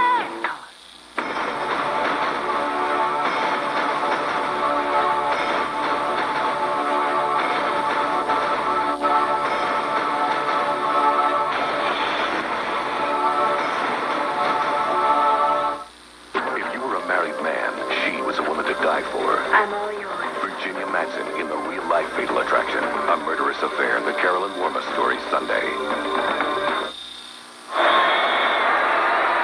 Joe Gibbs simply watching a continuation of preseason tonight, except it counts tonight. 2 minutes to go, his team down by 13, and they could be down by 30. I mean, 23-10 is not an indication of the disparity between these two teams tonight. And Washington's lone touchdown in reality came after a disputed interception by Martin Mayhew, and they no longer can stop the clock. We'll just have to watch it. This is going to be a very painful couple of minutes. This was an execution by the Dallas Cowboys. And talent. Talent is growing up. A lot of youngsters out there with another year under their belt. 11-5 a year ago. They learned an awful lot. Went up and knocked off Chicago. Lost in the playoffs to Detroit. Came away feeling they could beat anyone on a football field. Michael Irvin, one of the big reasons. And Michael Irvin can finally do his television show as a member of the team. He did a couple before he even signed. And James Washington in there is the safety valve, and the clock winds down to its conclusion. We conclude the opener of our 23rd season of Monday Night Football. Good to be back, guys. Ken Wolf, Craig Janoff heading our crew.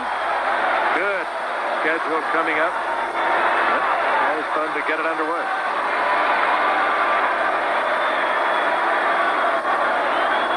And upstairs, as always, Malibu Kelly Hayes, George Hill, Steve Hurd, our Director of Research. Ken Wolf, our producer, directed by Craig Janoff. Joe Chavo, our Technical Director. Ben Harvey, our Associate Director. Dick Buffington, Emily Deutsch, halftime producer. Fred King and Mitch Green. Bob Simon. And the entire gang. And Zabo and Jim Licata. And our golf pro, Billy Edwards, on the sideline. Yes, sir. Off and running in year 23, and the Dallas Cowboys are off and running in the NFC East along with the Philadelphia Eagles as the Cowboys are in command tonight and win it by a score of 23-10.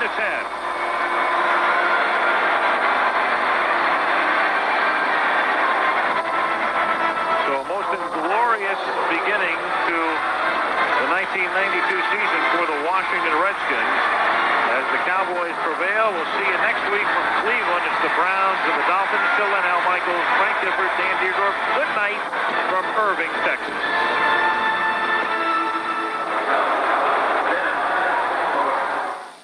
Saturday, join host Michael Jordan for the RMCC Celebrity Golf Championship. Then on ABC's College Football, it's regional action as Syracuse takes on Texas. Tennessee meets Georgia. Oregon and Stanford collide. Missouri challenges Illinois, or it's Bowling Green at Ohio State.